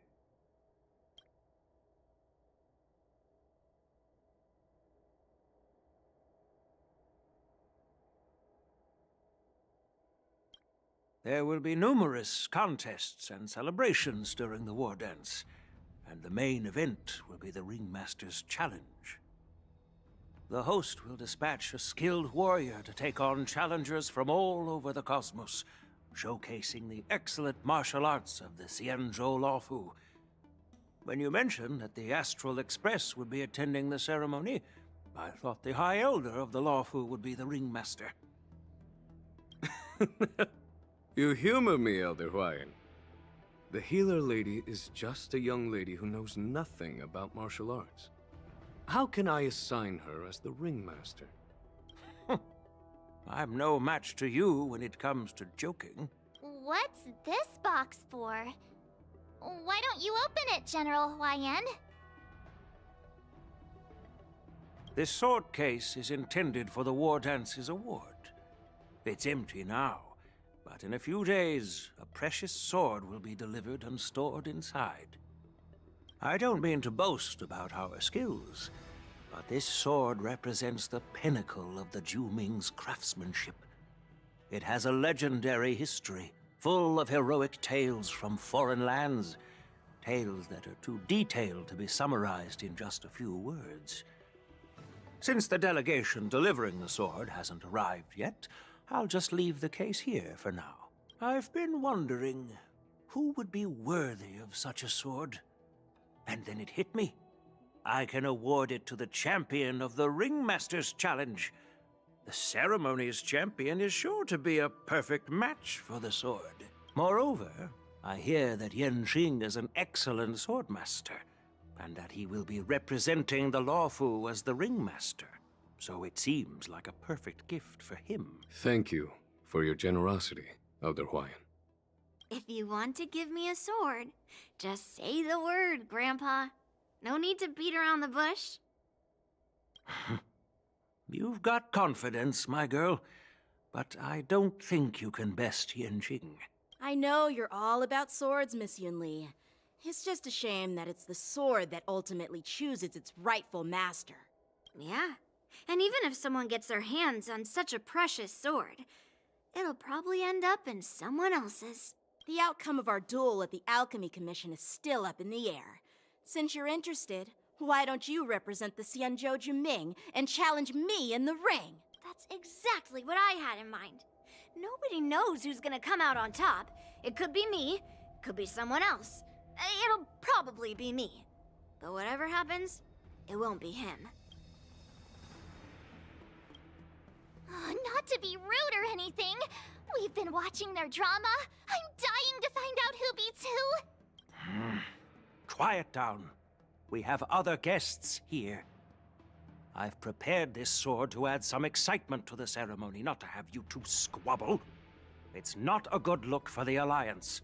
While you both seem confident that you'll win, you need to remember there can only be one winner and one loser in the ring, which could lead to hard feelings.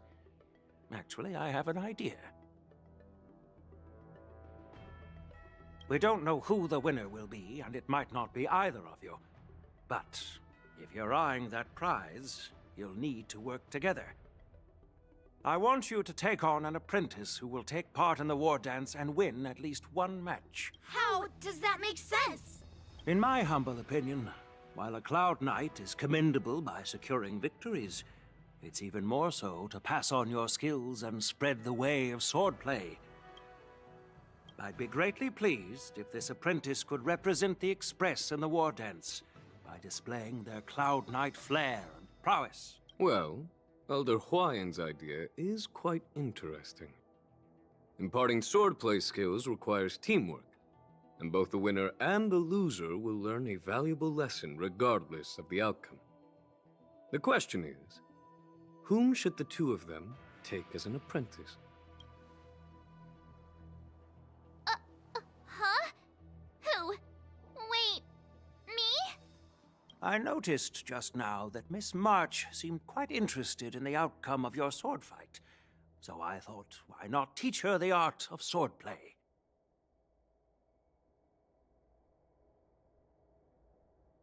Wait, are you serious, General?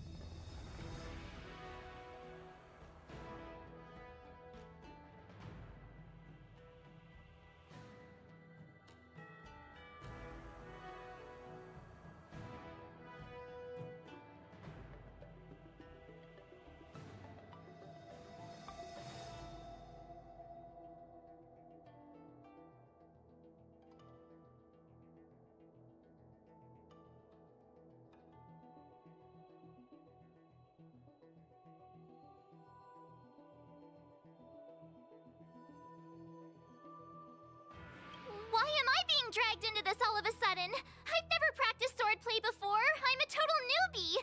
You really think I can learn it? Well, you'll probably realize I have no hope and give up on me. And that'd be so embarrassing. Isn't this a perfect chance for you? I remember you mentioning that you wanted to learn some sword moves. Yeah, I did say that. But this is all happening so quickly, don't you think? Miss March is like a piece of jade in the rough, just waiting to be shaped. The war dance is the perfect opportunity to see what heights she can reach. I appreciate your kind words, General YN. But won't teaching me swordplay be a waste of Yanqing and Yunli's time? They should be preparing for the ceremony. Plus, I heard that each swordmaster has their own special moves. What if they let something slip while teaching me? If everyone knows each other's tactics, won't that make it hard to catch people off guard during the war dance? That's considerate of you, March 7th. But don't worry. It'll take you at least a decade of hard training before you can even start learning special moves. No need to freak out. A few Juming swordplay tricks will mean you'll be more than equipped. Really? Looks like March's curiosity has been piqued. The whole point is to know each other's moves. Defeating your opponent in just one move? How boring would that be? Plus, what really decides a swordsman's fate isn't some special move. It's the solid fundamentals. So Miss Yunli has already agreed. What do you say, Yanqing? General, I haven't graduated yet. How can I be qualified to teach swordplay to others? So you're admitting your defeat, huh?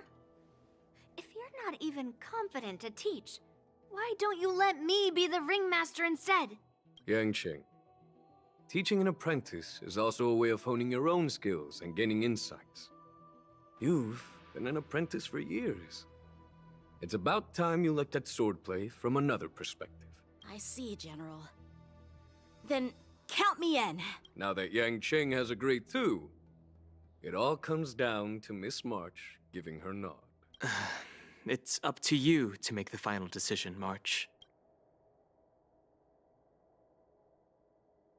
At least that way, I won't have to worry about you accidentally shooting me in the butt all the time. Hey, I've never missed my target. Then I'm on board. Thank you for your kindness, General YN. Great! Starting tomorrow, Yanqing and Yunli will teach you the basics of the Cloud Knight's swordplay.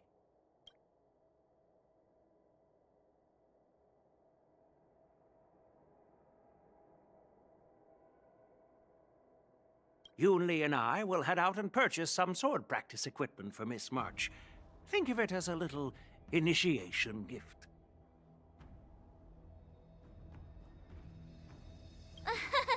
You're too kind. Wait, you're giving me a gift?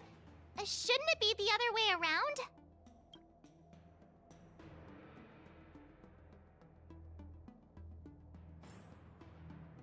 General Huayan's gone. Wait, why does something feel off about what we talked about? I think we strayed off topic. How did things even get to this point? Yeah, I brought you here because the General said he had some important matters to discuss. But how in the world did Yunli and I suddenly become Miss March's swordplay mentors? Because General Huayan wants us to stick around on the Luofu for some time. But from his point of view, we're no different from all the other tourists who may leave at any time. Since the crew's actions were mentioned in the Luofu's operations log were given to the Alliance, he probably wants to see firsthand if we're as capable as the report claims, or if we're just some made-up excuse to save face. And he wants to see it for himself during the war dance, which is why he even dragged Yunli into this. What began as a simple contest between two sword masters has now evolved into you two collaborating to mentor March. Elder Hawaiian is still that tricky general who likes to give everyone a headache. My apologies. Truth be told, I invited all of you to the ceremony because I wished for you to act as my witnesses. Now, I apologize for not disclosing this information earlier. In the coming weeks, I'll also invite all of you to a meeting with General Fei Xiao, where you may need to answer her questions and clear up any doubts she might have. So please, be prepared for the meeting.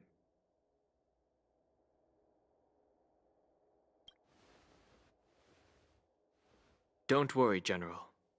No matter what happens, I'm prepared to stay here as the Express's witness and answer any questions. Thank you, everyone. General, I know there isn't much I can do to share your burden, but... As the Lawfu Ringmaster, I won't let anyone defeat me in the war dance. I know.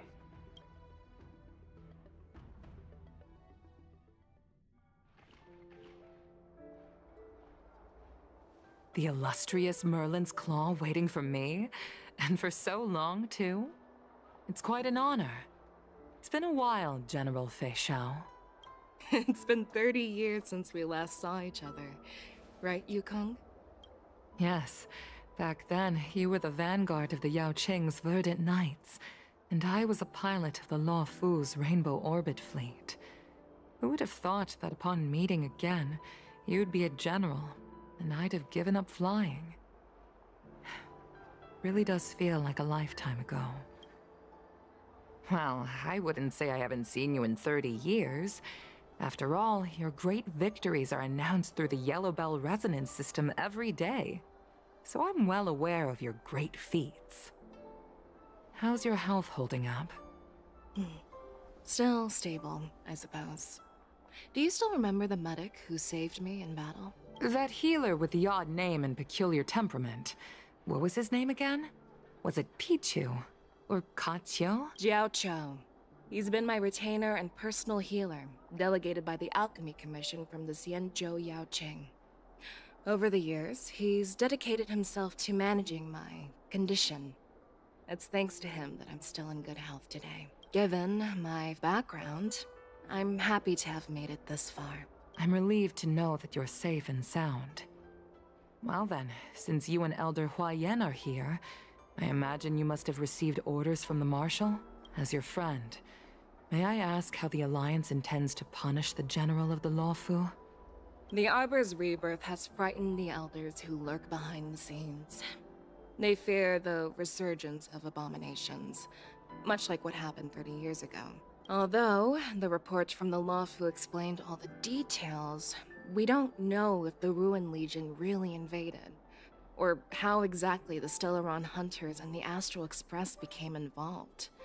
This puzzle has many missing pieces. As you know, the fugitive Jing Liu, who mysteriously disappeared many years ago, has resurfaced. This time, she has brought along an Outworlder and a coffin, claiming to offer the Marshal a method to fight against the Eons. The Lawfu Preceptor has also leveled accusations against Jing Yuan for neglecting the Alliance's principles. She asserts that Jing Yuan enabled the exiled Imbibitor Lunae to re-enter the Lawfu, thereby unlocking the lunarescent depths within Scale Gorge Waterscape, which in turn disrupted the Videodara's dutiful watch over the Ambrosial Arbor. It is for these reasons that I have come here to the Lawfu today. Well, duty calls. Perhaps I shouldn't have mentioned all of this to an uninvolved person, but since we once fought together, I didn't want to keep you in the dark. Perhaps pretending you didn't hear any of this would be for the best. I understand. I'm sorry. I was out of line. I know I shouldn't be defending General Jing Yuan right now, but...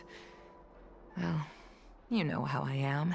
The Lawfu has enjoyed centuries of stability since the end of the sedition of Imbibitor Lunae, much of which can be attributed to General Jing Yuan's masterful strategizing. Unfortunately, for long-life species, enduring through the ages always culminates in a failure that undoes all previous achievements. A moment that our adversaries relish. That's true. And that's why I'm also here for another purpose. To visit Hule. Hule? You mean that Hule? The Borisin warhead? The same Hule who has been imprisoned in the Shackling prison for over 7 centuries?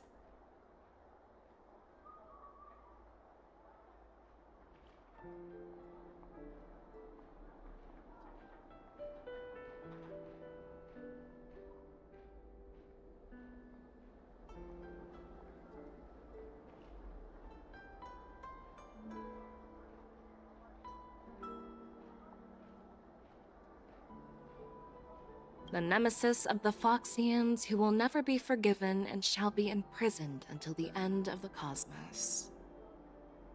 I can't quite remember the exact wording, but yes, the very same Hule. Usually, only emissaries from the Xianzhou Yaoqing Skyfaring Commission visit him once every century. Why do you have to visit him now, of all times? The Foxians and the Alliance made a pact to combat the abominations, aiming to achieve justice and free their kin. That werewolf monster is to be forever imprisoned in the dark recesses of the Shackling prison, facing unending retribution. Given the situation on the Luofu, those on the Yaoqing are concerned about Hule's imprisonment. I'm afraid that the routine visit every century is no longer sufficient to ease their concerns. That's why I was sent here, to reassure them. It's all bad news. Well, not everything. There might be a silver lining. Oh, by the way, I found some clues about the thing you asked for. Tell me more. The Verdant Knights followed the route you mentioned and discovered the wreckage of the Whistling Flame ship. Unfortunately, there were no survivors and no cargo. However, someone had already been on the scene before we arrived. Our people? Or someone from the IPC? No, neither. Yukong, have you heard of a person named Ron May?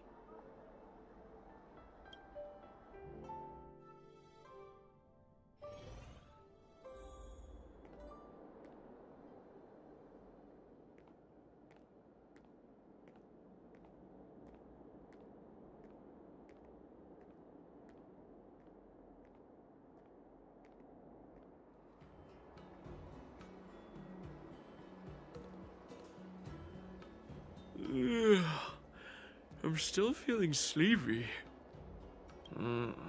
Did I oversleep? Where did March and Donhung go?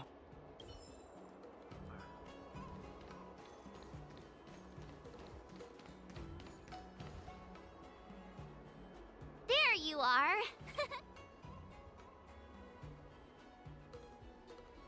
You haven't forgotten about our promise to General Huayan, have you? I woke up especially early so I can start teaching Miss March swordplay. Hey, why are you blushing, Master Yanqing? This is, the first time someone has called me Master. I need to, get used to it. Let me make it clear. Swordplay training is about improving your body, mind, and strength. It's not a casual game you can master overnight. I promised General Huayan that I'd teach you Cloud Knight swordplay, so you can participate in the war dance and defeat at least one opponent. I'll do my best, but if you break your master's rules... Is it too late for regrets? I'm already regretting my impulsive decision. Honestly, I'm not sure what I'll do either, because I've never been a teacher before. So, Miss March, please behave and don't skip classes. Or complain.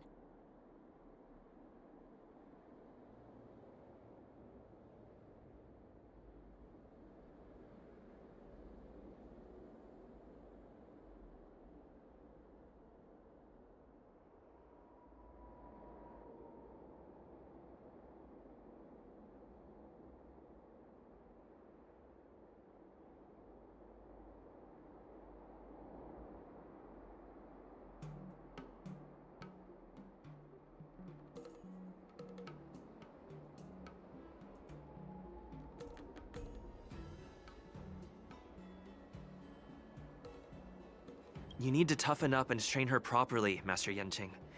Don't go easy on her. You're so heartless.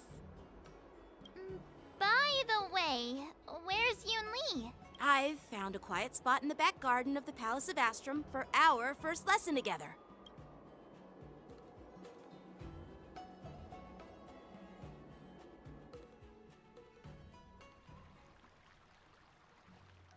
Seriously?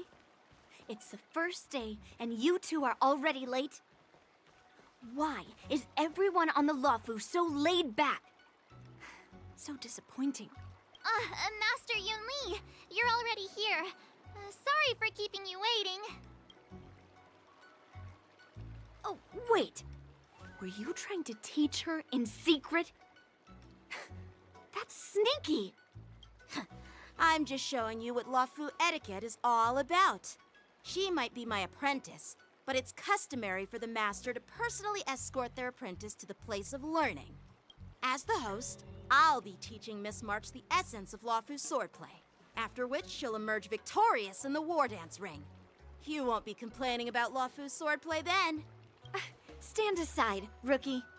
Let me show you how we Ju-Ming sword masters treat their apprentices. Quickly, over here, Miss March. This is a reverse mentorship gift from me to you. I hope you put it to good use. What's this? Xianzhou clothing? It's so beautiful! Sword practice requires precise movements. This outfit is tailored to fit perfectly and allows for smooth movements. I even added some small accessories. I put a lot of thought into it. You're awesome, Master Yun Li! See? See? How can you compete with me? I'll teach March 7th the essence of Ju-Ming swordplay so she can win the contest with my sword skills. Actually, I've prepared something too. Huh? You have a gift for me too, Master Yanqing? Since you want to learn swordplay, Miss March, you'll need suitable weapons. So, I went out of my way to prepare a pair of swords overnight. Unfortunately, I didn't have time to ask the craftsman to customize the swords for you, but I did my best to choose ones that look nice and are suitable for a beginner. I hope you like them, Miss March. Thank you, Master Yanqing! Bet you didn't see that one coming, did you, Yun Li? The real competition is just getting started. I'm so lucky to have two great masters. But why does it feel like things are getting a bit weird?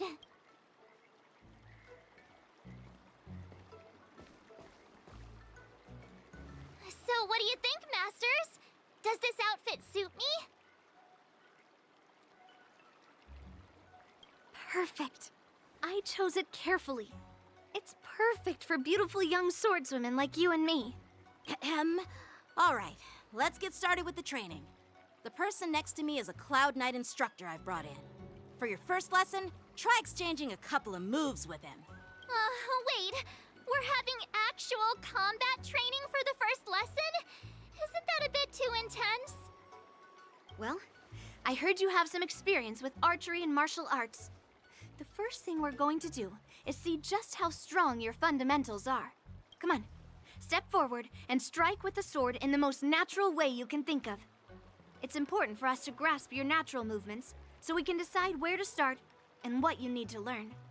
If you're ready, let's begin. Okay.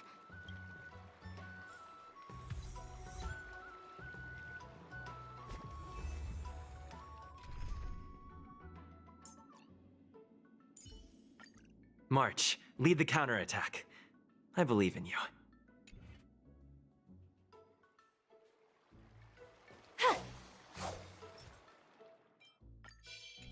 Peach Blossoms and Divine Sword descend. Please stay tuned. Are you ready? Yeah, I'm ready. But please go easy on me. Then I apologize in advance, Miss March.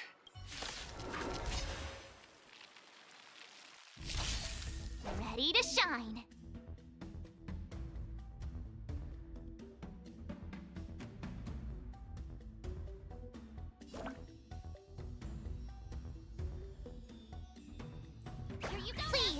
some tea! Pay close attention, Miss March.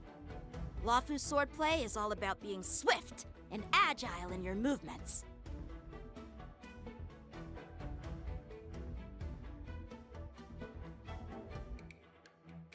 Bladed flight! Yes, you!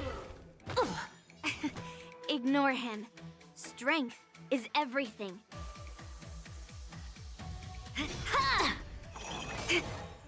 Right on time. Like this? 10 of you! Well done!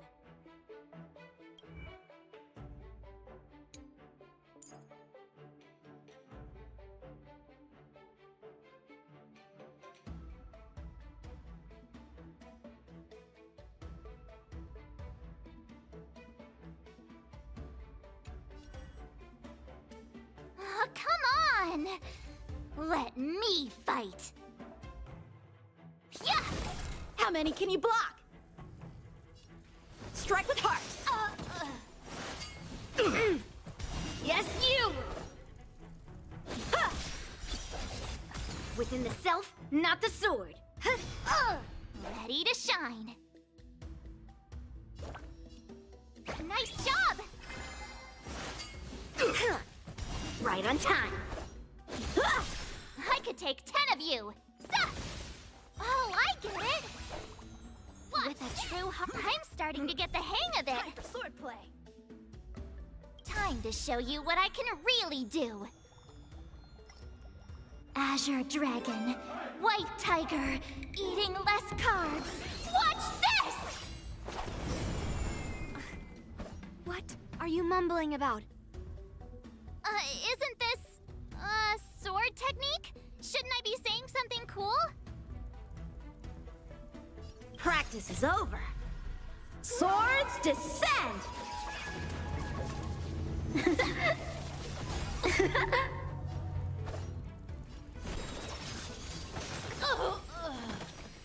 You'll make for good practice. I'll melt you all down. Splitting clouds, severing mountains. Right on time. Time for some swordplay! Bladed flight!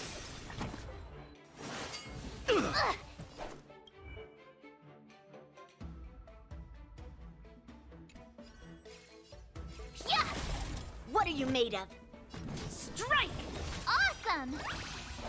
All right, check out this move.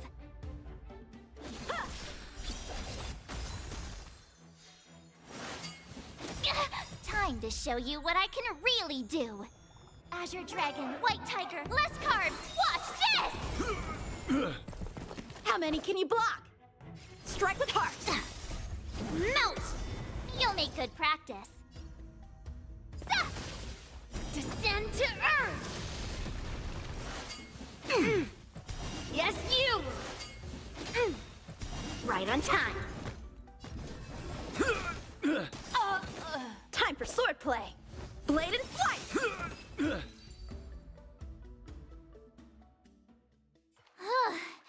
I didn't expect the first lesson to be so intense. Miss March has quick hands and a flexible body. She's a perfect fit for practicing Lawfu swordplay. However, she lacks strength, and her strikes were a bit unfocused. But don't worry, that's totally normal for beginners. Once she starts practicing Juming swordplay, she'll make heaps of progress. Given the situation, I believe Miss March should start by working on her strength. Seriously, do you actually know anything about swordplay, or what? I could ask you the same thing! Dual swords require agility, so what's more important than footwork? Instead of focusing on her strengths, we should address her weaknesses. The drawback of wielding two swords is not generating enough force. What good is being quick on your feet if you don't have strength? It's not like we're dancing here. Skilled sword masters know how to play to their strengths and work on their weaknesses. Start with what you're good at, then tackle your weaknesses. That's the right way to learn. You're quite the theorist, huh? theorist. You claim to be able to talk to swords. So what does that make you? A lunatic? Hey, it's only my first lesson, and you're already arguing. Come on, calm down, Masters.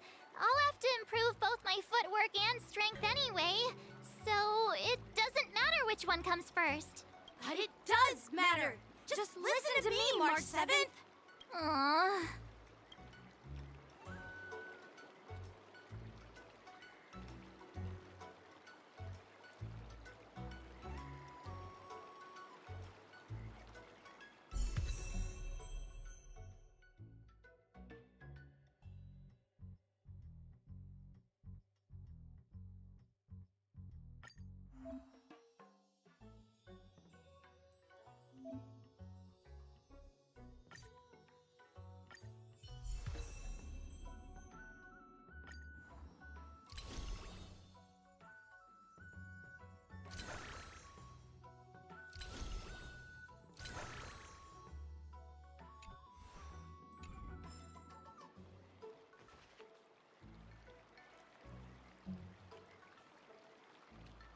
Dear Himeko, Mr. Yang, and Pom Pom, we're all good here on the Xianzhou Lafu, so no need to worry. By the way, how's your trip going?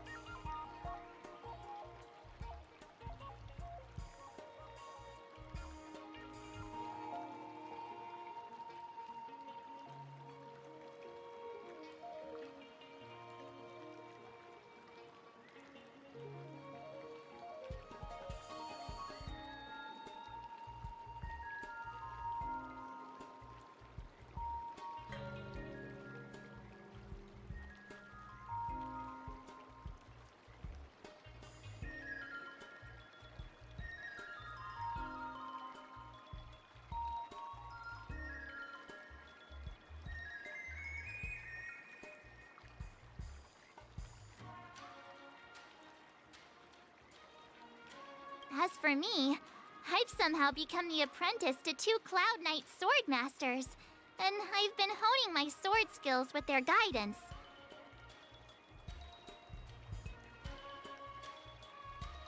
One of them is Yanqing, the boy we've all met before. The other is Yun Li, the granddaughter of General Hua Yan from the Xianzhou Juming. Both masters are super strict, giving me a real taste of how hard sword training can be. I tried to drag him into this, but he refused. Then I tried to rope Dan Heng in, but Master Yanqing wouldn't have it. Still, I didn't let the difficulty get to me. In just a few weeks, my sword skills have improved a lot. Both my masters think I have unique talents in swordplay, and are literally fighting each other to teach me their skills. Thanks to their guidance, I've actually made some progress. When I get back to the Express, I'll definitely show off my skills and impress you all. Looking forward to your reply. Yours, March 7th.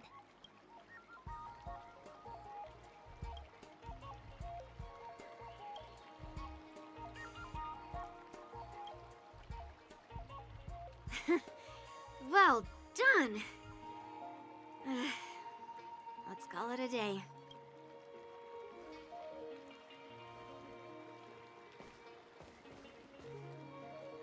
Miss March's sword skills are really coming along. She'll hold her own just fine in the war dance. Perhaps I might have a shot at beating both masters in the ring?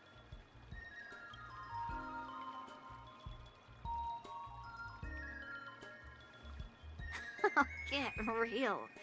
You've only been practicing for a short while. How could that possibly happen?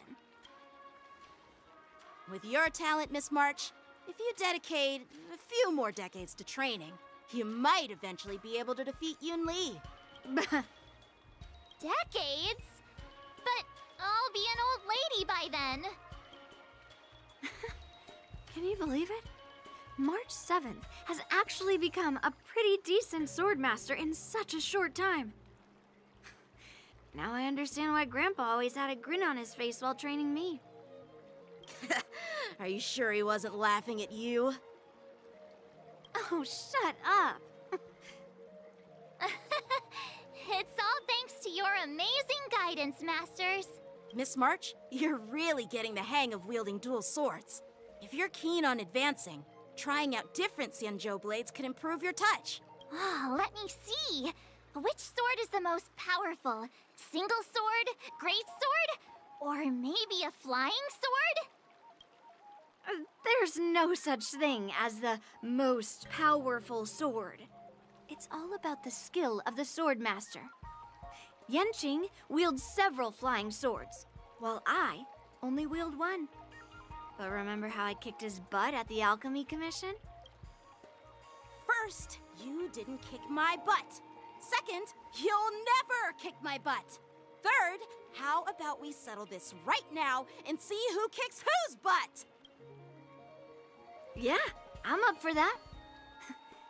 And if I kick your butt, you'll drop out of the war dance. Deal? Why are you two arguing again? I thought things had been improving between you lately. There was talk that the leading disciples of the Law Fu and Juming generals were supposed to face off in the war dance, but for some reason, they suddenly teamed up to train an apprentice of their own. Turns out, the rumors are true.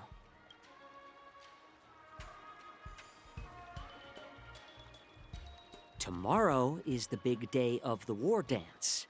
Shouldn't you two be focusing on honing your skills instead of teaching swordplay here? Oh, that's right. You're the pink-haired fox from the Yaoqing.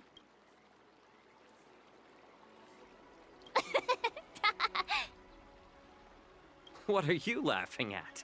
You've got pink hair too. I'm Jiao Cho, the healer working for the general of the Zhenzhou Yaoqing. Ah, got it. So, you're the participant attending the war dance on behalf of the Yaoqing. And you were trying to sneak a peek at our training? Sorry for the misunderstanding. I don't know anything about martial arts. I'm just here on the general's orders to take care of some official business. I didn't mean to interrupt your training. I'll be on my way. If you know nothing about martial arts, why were you smirking earlier? Well, my curiosity got the better of me, I suppose.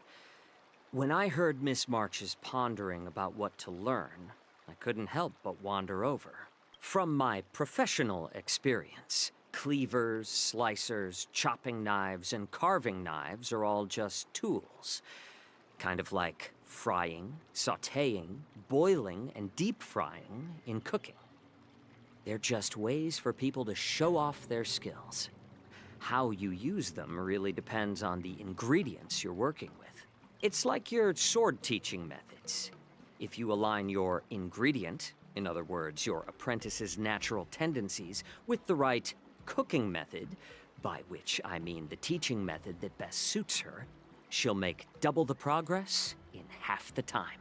For example, golden eggplant tastes best when fried, cloud peppers when stir-fried, and yellow boulder beef when simmered.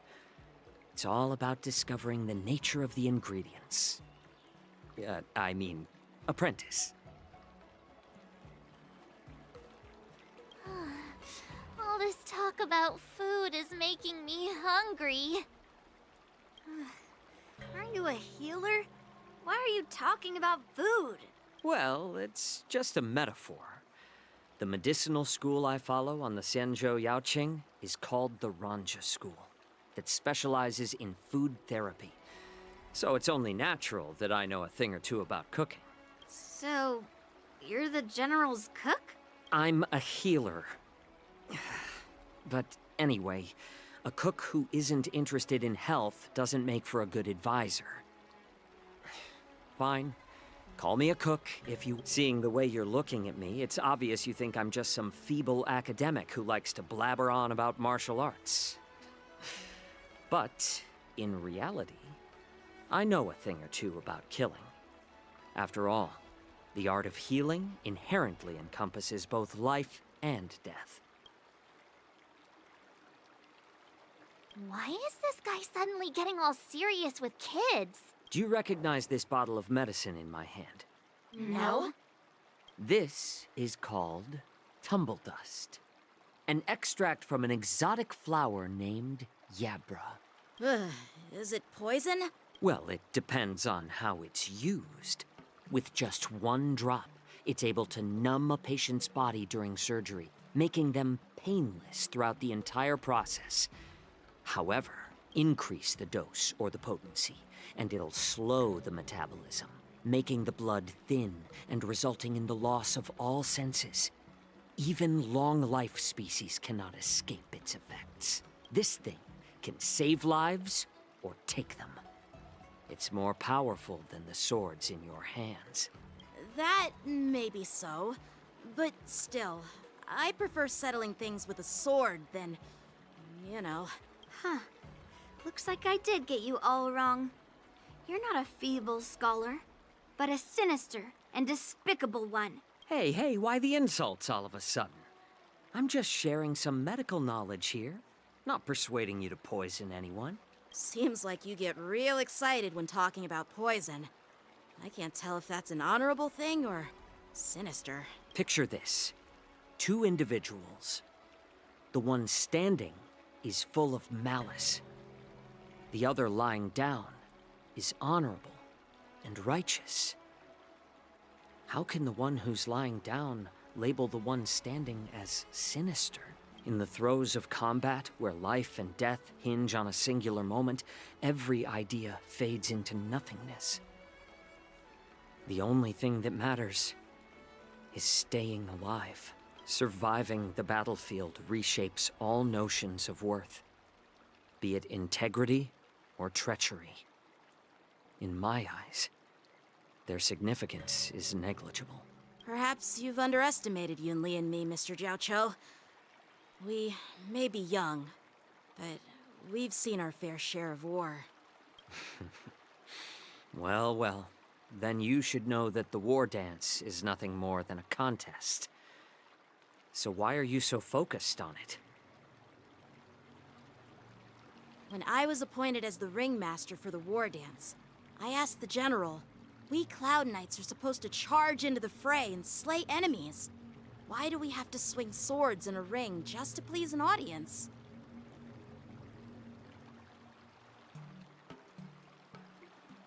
And this is how the general replied. To unsheath your sword in a ring is no different than on the battlefield, as your sword reveals the might of all Cloud Knights.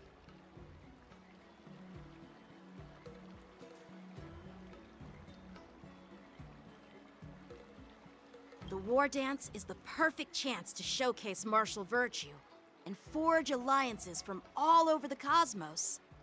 When we unsheath the sword without drawing blood, we not only display our might, but also the martial virtue of the Cloud Knights. That's quite an insightful statement, Yanqing. Well, my apologies for being so short-sighted. I've been on the Luofu for quite some time, but I haven't had the chance to see the ceremony venue for myself yet.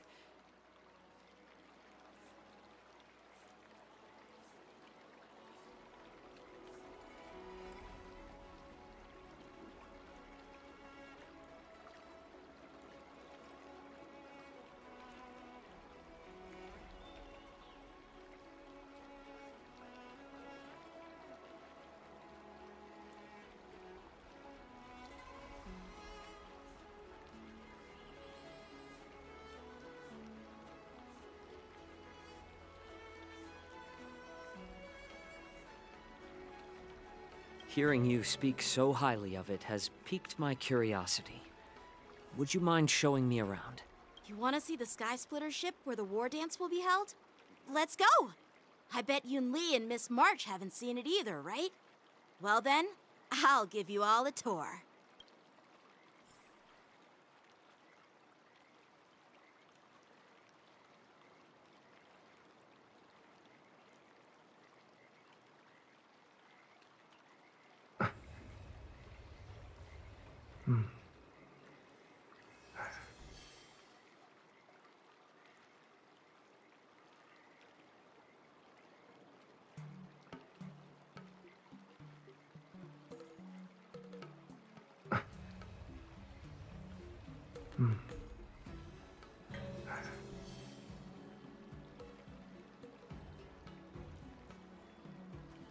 Let's go. I'll give you a tour of the sky.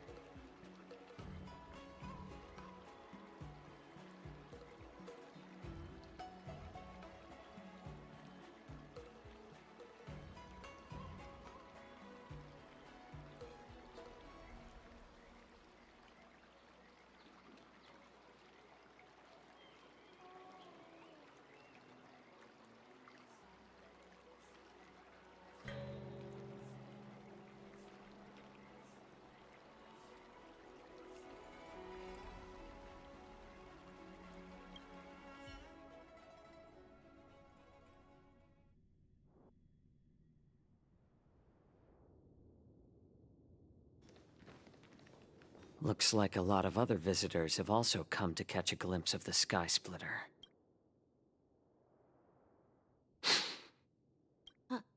What's up, Mr. Jiaoqiu?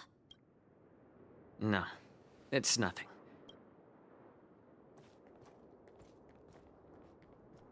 Do you see that airship in the distance? That's the Sky Splitter, the venue for the War Dance ceremony. It doesn't look all that impressive from this distance. The Sky Splitter is actually a decommissioned Luofu military vessel. People aren't allowed on board until the War Dance officially commences.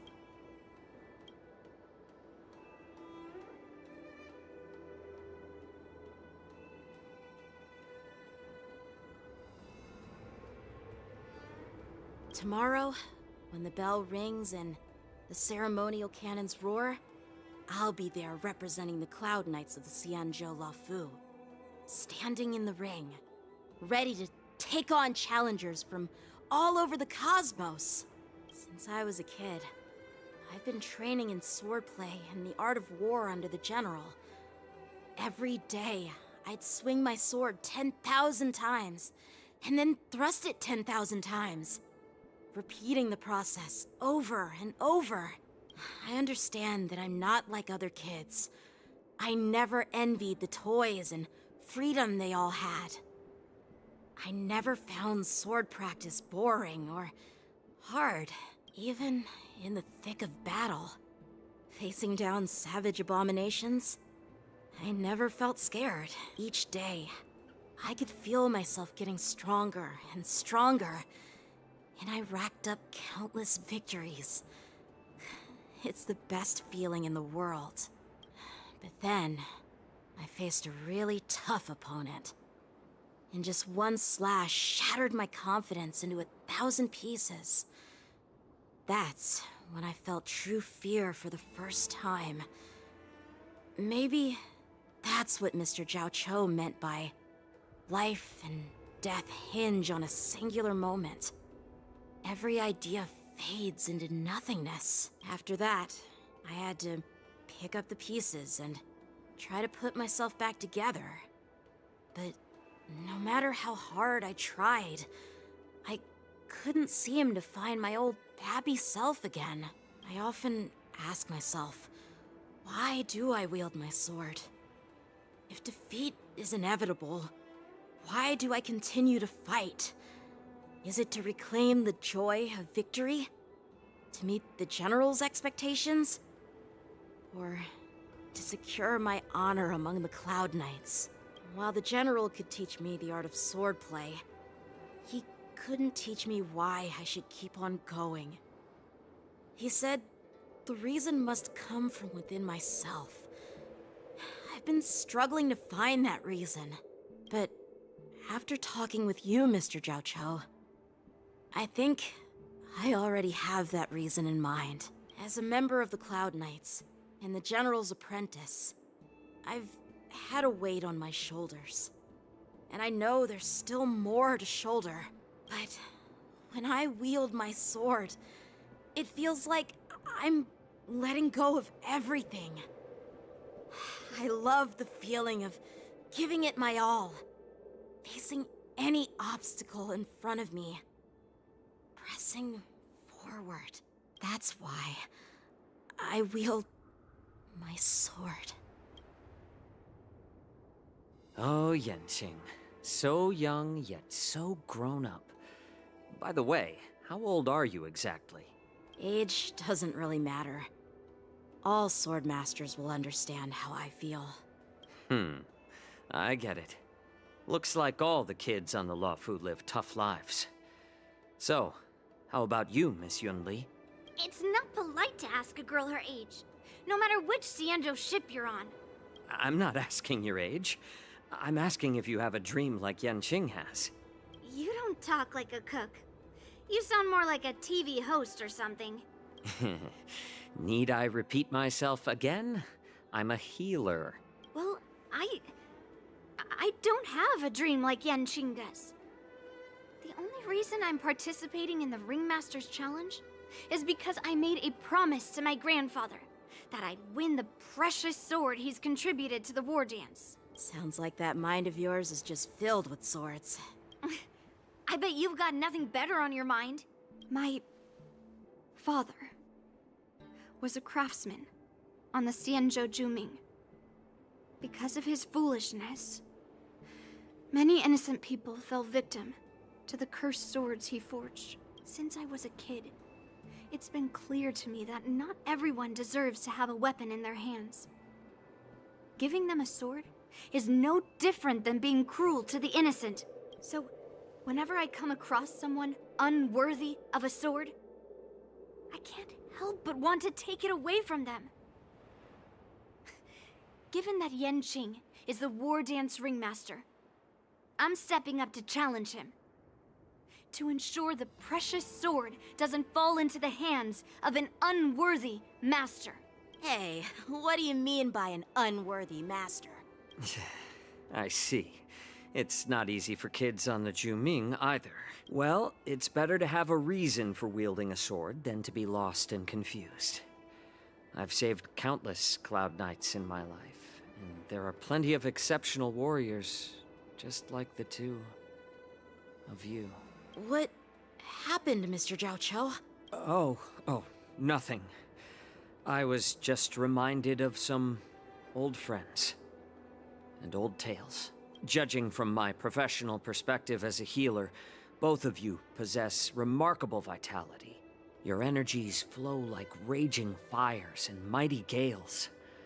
The upcoming fight will definitely be impressive. Well, we've seen the Sky Splitter and toured the Stargazer Navalia. I guess it's time to say goodbye for now. What? You're leaving already? But you haven't asked me about my dreams. I've been working hard too, you know. It's getting late, Miss March. Unlike you lot, I'm a grown-up bound by responsibilities and duties. The tasks entrusted to me by the General won't complete themselves. By the way, Yanqing, is it normal to have so many people wandering around in an automated area like the Stargazer Navalia? Actually, this is a restricted area. But since you're all guests, I made an exception, so you could take a look around. I understand. Well, I'll take my leave. I wish you both the best of luck in the ring tomorrow.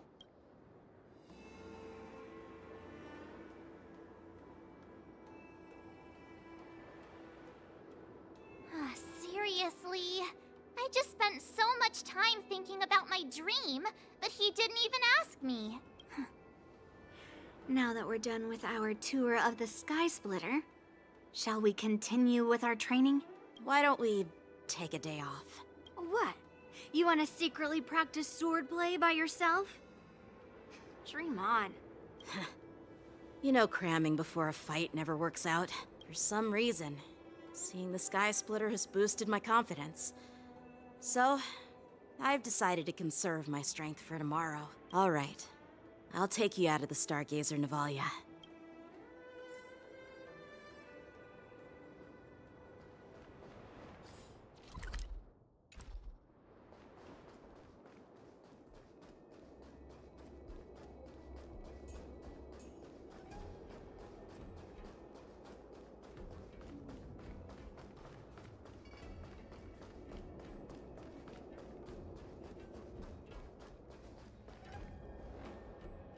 Just shut up, Red Fang. This is not a beast ship. I need some time to take care of things.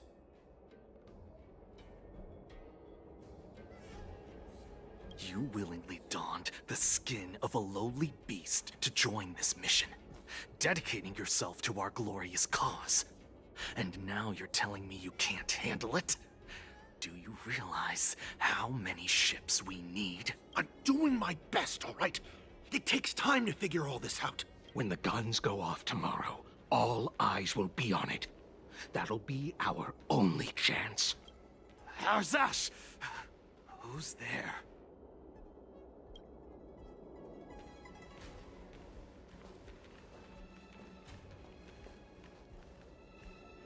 Who are you guys? An impromptu inspection. Why are there outsiders loitering in Stargazer Navalia? And a bunch of kids at that. Hey, kids, didn't your parents ever tell you to stay away from the Stargazer Navalia?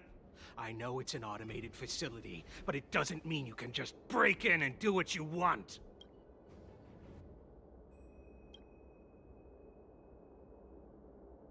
Sorry. I'll take the little ones away right now. Big sis, let's go. I want to play in Ever Hunt Plains.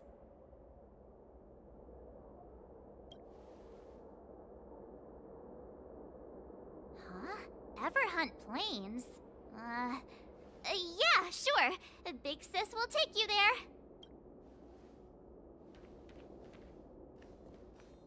Shuha! You should have let me. Shh, the overhaul is done, and everything looks good. We should leave.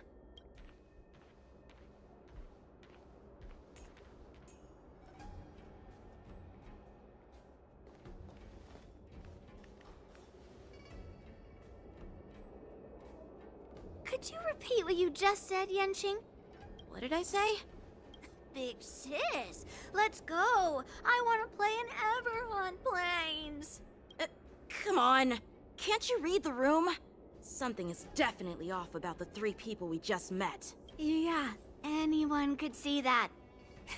I just wanted to hear you say it again. That pink-haired fox tried to say something. I'm pretty sure he sensed something fishy. Since he's not familiar with this place, he just dropped us a hint. But you didn't seem to be paying attention at all. I knew that from the beginning. That Cloud Knight didn't recognize Master Yen Qing at all. That's really weird. What? Is he famous on the Lavu or something? Not even the Cloud Knights on the Juming, who all know my glorious name, might recognize my face. You have a point. A Cloud Knight, a member from the Skyfaring Commission, and a craftsman. They're from various departments, and the reason for the overhaul seems legit. But one of them blurted out some weird language just now. Did you hear that? I have a feeling that if we secret follow my lead, and be careful not to blow our cover.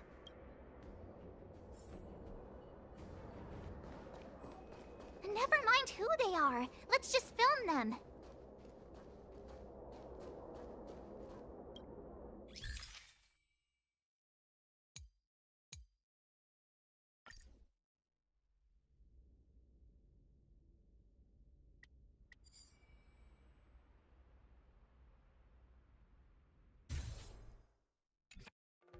We should have just killed those lowly beasts. Those little brats won't take up much space. There are boxes all over this place. Just dump them into one and no one will notice. Cut the theatrics, Grulok. Even the slightest slip-up could interfere with Lord Moktok's plans. So where are we heading next? To check the freight skiffs. We've got a lot of preparations to do. Also, don't forget to take those crates with you. Weapons, supplies. We've got to be well prepared. Otherwise, we're screwed. So, are they smugglers? What exactly are they up to? I have no clue, but they seem to be moving those crates. I've got an idea. We can hide inside the crates and follow them.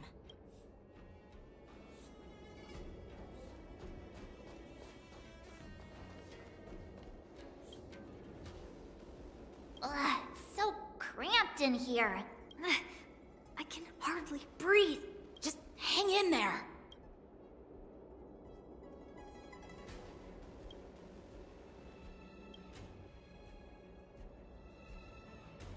Let's just put the cargo here for now, all right? Then we'll move on to inspect the ships. Lord Moktok said that as soon as we're done, we're to board the freight skiff and leave this place. Don't worry, I've changed the shipping schedule. You two, come with me. Is it just me? I keep smelling that stench of lowly beasts everywhere we go. Don't be so paranoid. Looks like they're planning to escape on the skiffs in Stargazer Navalia. They keep talking about their plans, but where did they come from? And what do they want to do on the Xianzhou? They're definitely up to something bad. Wait, they disappeared! Let's catch up to them.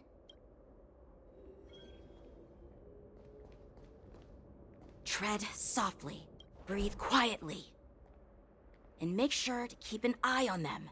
Hide out of sight as soon as there's any sign of activity.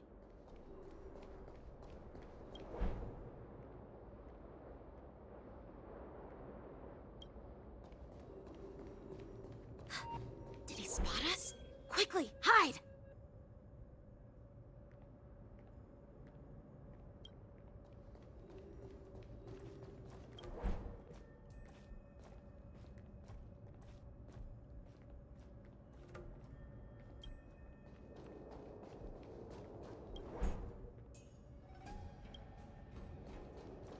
Watch out! They're on high alert! I knew something was off. There's always this stench of lowly beasts in the air. Looks like those... Why are they coming back? Looks like they're planning to... They keep talking... They're definitely up to something... bad.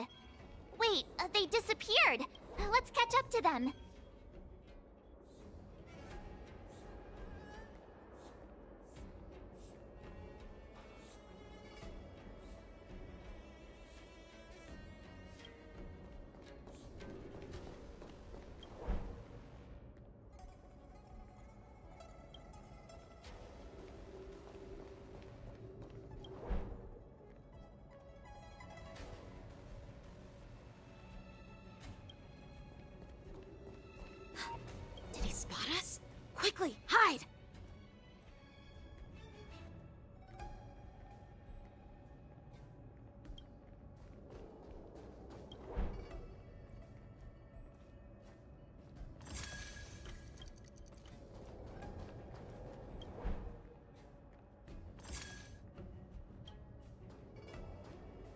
Don't be so paranoid.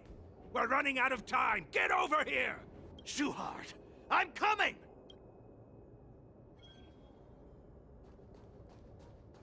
They're leaving. We should catch up to them. Quickly!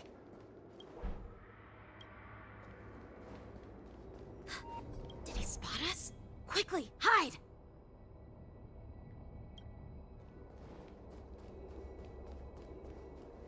Watch out! They're on high alert!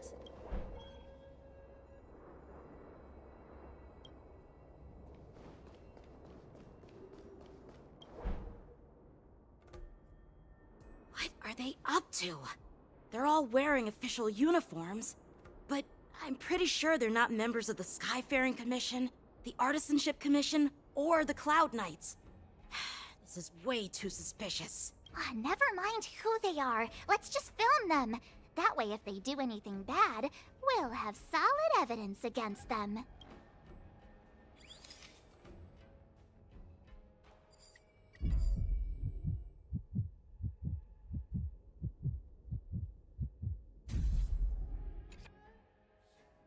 Look at this. A freight star skiff with enough room to fit at least 20 of my men. I'll let the others know and have them prepare more star skiffs. Once we're past the checkpoint, there will be beast ships waiting for us. Lord Moktok is ready. The revival of our ancient bloodline all hinges on this operation. What did he just say? Beast ships? Who's there?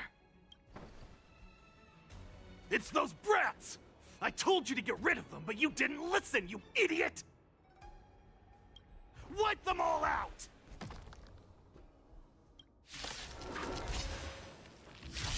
Borison? Adusa! Die, you lowly beasts!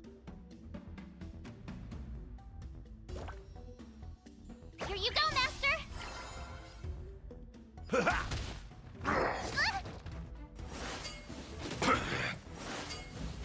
It's nothing. Bring it on. There's your reward. Take your There's position. no reason those with a loaded gun and those who dig their own grave.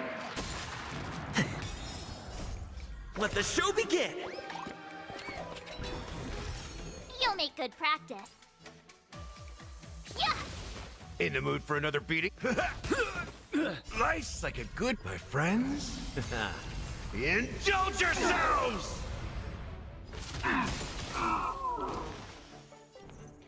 Let's duel. Time's up.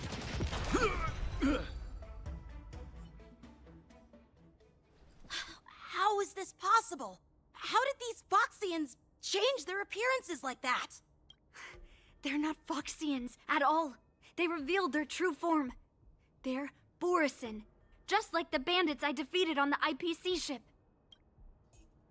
Wait, that means... Well, how did the Borison manage to infiltrate the Cienjo? It's not just a simple disguise of wearing our clothing and shaving their whiskers. They're somehow able to alter their appearance to be indistinguishable from Foxians. They even have official IDs for the Skyfaring Commission, the Artisanship Commission, and even the Cloud Knights? Let me check this fake Cloud Knight's tag. Maybe it'll give us some clues. Lujun, an officer of the Patrol Defense Squad? Wait! What's the matter? I encountered a patrol officer named Lujun before. It was a few weeks ago, when we were transporting the Borison prisoners. If they can forge official identities and move around the Cienjo without raising suspicion... Oh no, this is bad. Even worse. If you find one cockroach on the Express, it usually means... There are more Borison hiding on the Cienjo. I bet their plan is much bigger than just stealing information. We've got to report this to the Seat of Divine Foresight.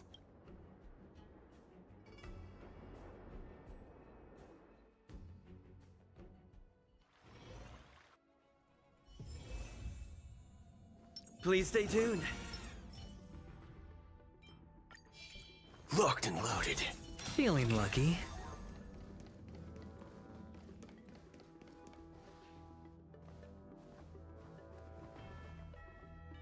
I am glad to finally meet you in person, guests from the Astral Express. I'm Fei Xiao, the general of the Xianzhou Yao Cheng.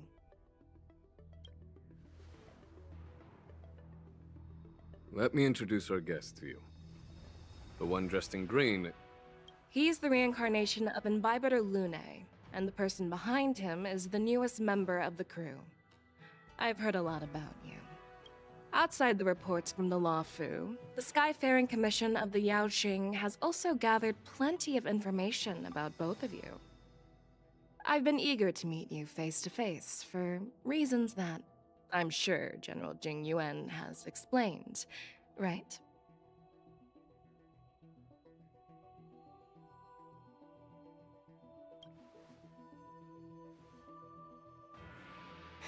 That's right. But don't worry, this isn't a trial. I just want to have a chat with you and get a better understanding of the facts. According to General Jing Yuan's report, the Ruin Legion is to blame for the Ambrosial Arbor crisis, and all Arbiter Generals should pay attention to the Ruin Author's movements.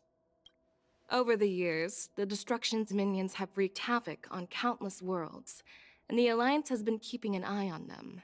But no one expected them to join hands with the remnants of the Abundance. The damage caused by the Ambrosial Arbor crisis was far less severe than expected, which is good news for us. However, it was quite different from the Ruin Legion's usual style of destroying life wherever they go. While I trust the bravery of the Divine Foresight and the Nameless, I'm curious about some details missing from the report. I'd like to take this chance to have an exchange with both of you. Let me be clear, the questions I'll ask might not reflect my actual thoughts, so please don't take offense if any of my questions seem a bit harsh. Please go ahead, General. But keep in mind, we can only answer based on what we know. And perhaps you already have the answers to your questions in your heart. You have a clever tongue. I like it. The Merlin's claw is quite articulate. Right now, her intentions are unknown, and Jing Yuan wants us to be honest. Maybe I'll just stick to the facts we know. Let's cut to the chase. Before the crisis struck, the Astral Express was guided here by a Stellaron hunter, a wanted felon, in an attempt to resolve the Stellaron crisis. However, everyone in the cosmos knows of the Stellaron hunter's reputation. So, why did you place so much trust in them? Could it be that some of you have a connection with them?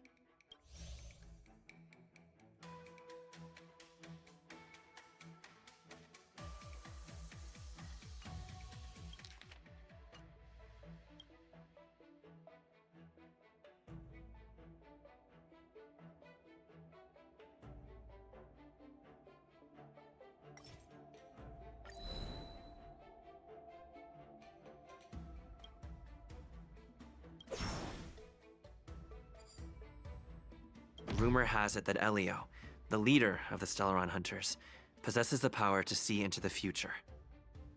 He foresaw that the Xianzhou and the Express would have important roles to play in the war against Nanook. That's why we were lured here to the Luofu, to deal with the Stellaron crisis and fulfill the prophecy. General Jing Yuan believes in this prophecy too, as mentioned in the report. I'm curious why you didn't question it at all. Could it be because one of the Stellaron hunters is actually an old acquaintance of General Jing Yuan?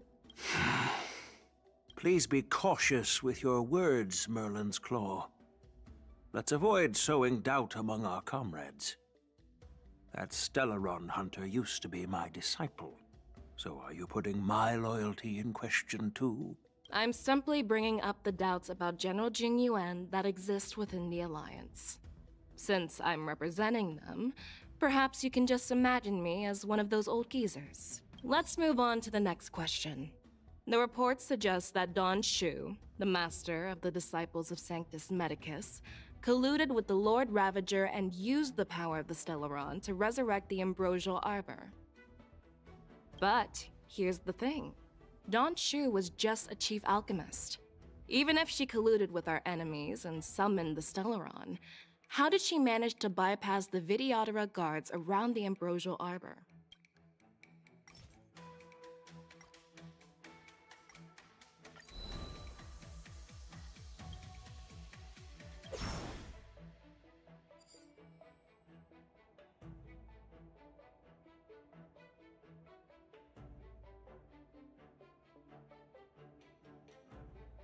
If the Luofu hadn't exiled Danheng, leaving the Videodora with no leader, they wouldn't have fallen into chaos, and there wouldn't have been the opportunity to bring the Stellaron to the roots of the Arbor unnoticed. Imbibitor Lune was exiled due to his own crimes. Now, Danheng, as his reincarnation, is free from his sins. However, why did he risk trespassing on the Xianzhou Luofu before his exile was lifted? I was concerned about the safety of my companions, so I acted brazenly. I admit I was reckless at the time, but he returned despite everything. Now, let's consider the outcome. The Arbor was resurrected, and the Luofu required a High Elder to repair the seal and suppress the plague mark. It's hard not to think about the stakes involved, right? Well, it appears that you are still unable to give explanations for several details about how the Nameless got involved in the Ambrosial Arbor crisis. Generals, I am finished with my questioning. So, what do you think, General Fei Shao? Have the doubts in the report been cleared up? The two Nameless have been honest in their answers. Even though there are some tricky details, my intuition tells me there is nothing wrong. However, the 3 questions I posed earlier were not just for the Nameless, but for you too, General Jing Yuan. First, the Disciples of Sanctus Medicus grew uninterrupted on the Luofu, yet the 6 charioteers were not aware of it. That was a dereliction of duty. Second, you believed in the Stellaron Hunter's prophecy and entrusted outsiders to solve the crisis, even granting them access to the plague mark. That was a dereliction of responsibility. Third, you insist on holding the war dance right after the Ambrosial Arbor crisis, putting the Luofu back in the spotlight. That is a dereliction of wisdom. Merlin's Claw. Is this your line of thinking, or the Ten Lords? From the moment I walked in, I made it clear that the questions I'd ask might not reflect my actual thoughts. The Disciples of Sanctus Medicus were deeply rooted, and had been plotting for a long time. I admit it was my negligence for not noticing it earlier. As for the Stellaron Hunter's prophecy, I didn't believe all of it, but in the end, the Luofu did survive the Ambrosial Arbor crisis. So, I think it's safe to say that Elio's prophecy about the future holds some merit. And as for the war dance, do you think I'm unaware of the risks? However, risks can also be opportunities. The Luofu has lain low for too long. I believe it's time to stir up the dregs hidden in the depths and wash them away once and for all. Just as I expected from our sophisticated divine foresight. You have a way with words. I like it. But, unfortunately, ever since the report was submitted, the Alliance has been filled with rumors and speculation. Even within the Luofu, there are people accusing you of neglecting your duties, resulting in the Ambrosial Arbor's resurrection.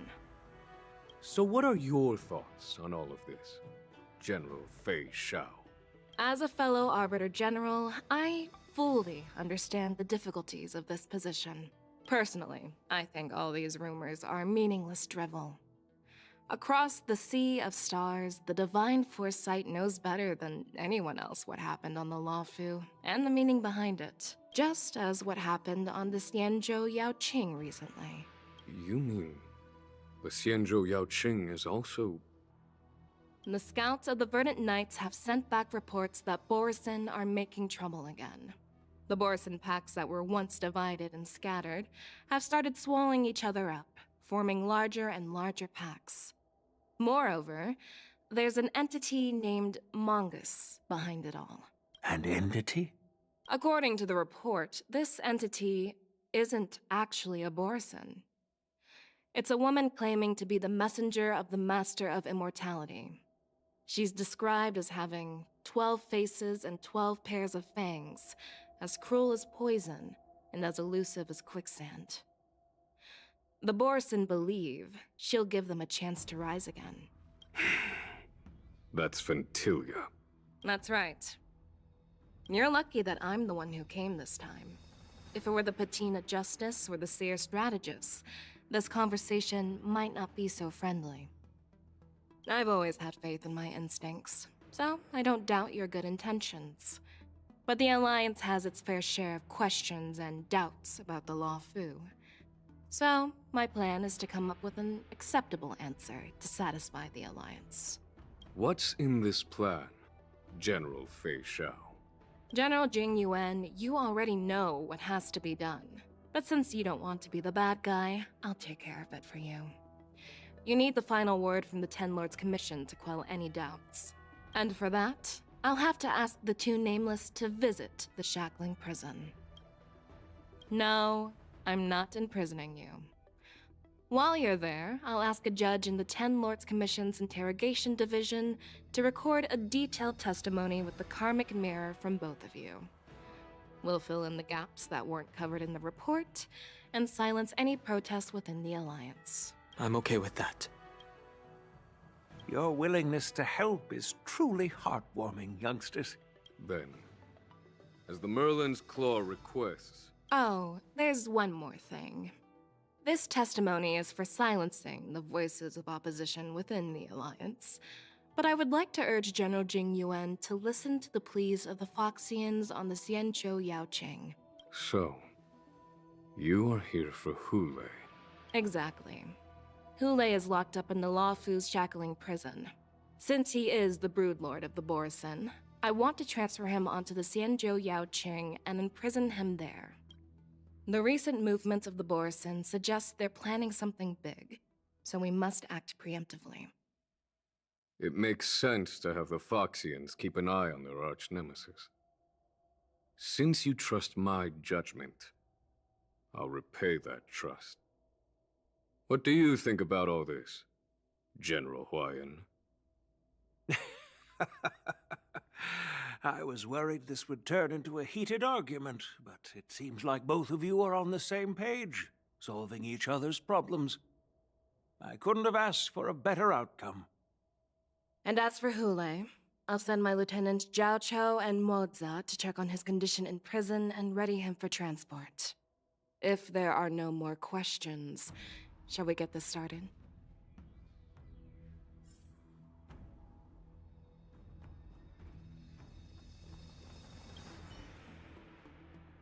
Do you actually believe in the Stellaron Hunter's prophecy? Yes, I do. That's why I'm here. I understand. While words can be deceiving, your gaze, your breathing, and your scent, they reveal more than your words do. I trust my intuition more than any words. I'm really sorry about all this. But the testimony in the Shackling Prison won't take up much of your time. I'll call for a messenger to take you to the Interrogation Division. You just need to give your testimony, and then you can head back. So no need to worry. As you wish, General.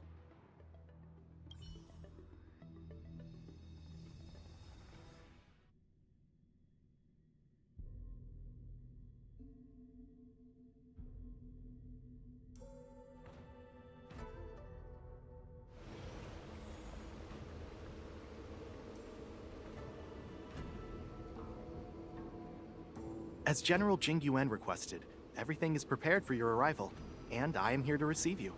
The judges at the interrogation division also know your purpose in coming.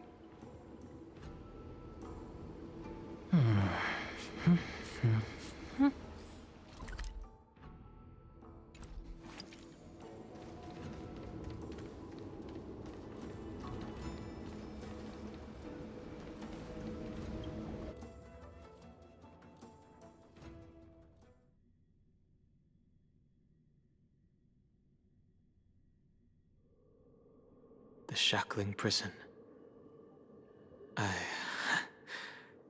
didn't expect to be back here after all these years. Danhong. Don't worry about me. If you're ready, I'll open the gate for you.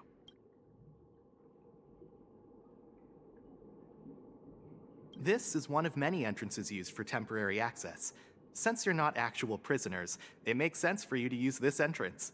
Please come on in, dear guests.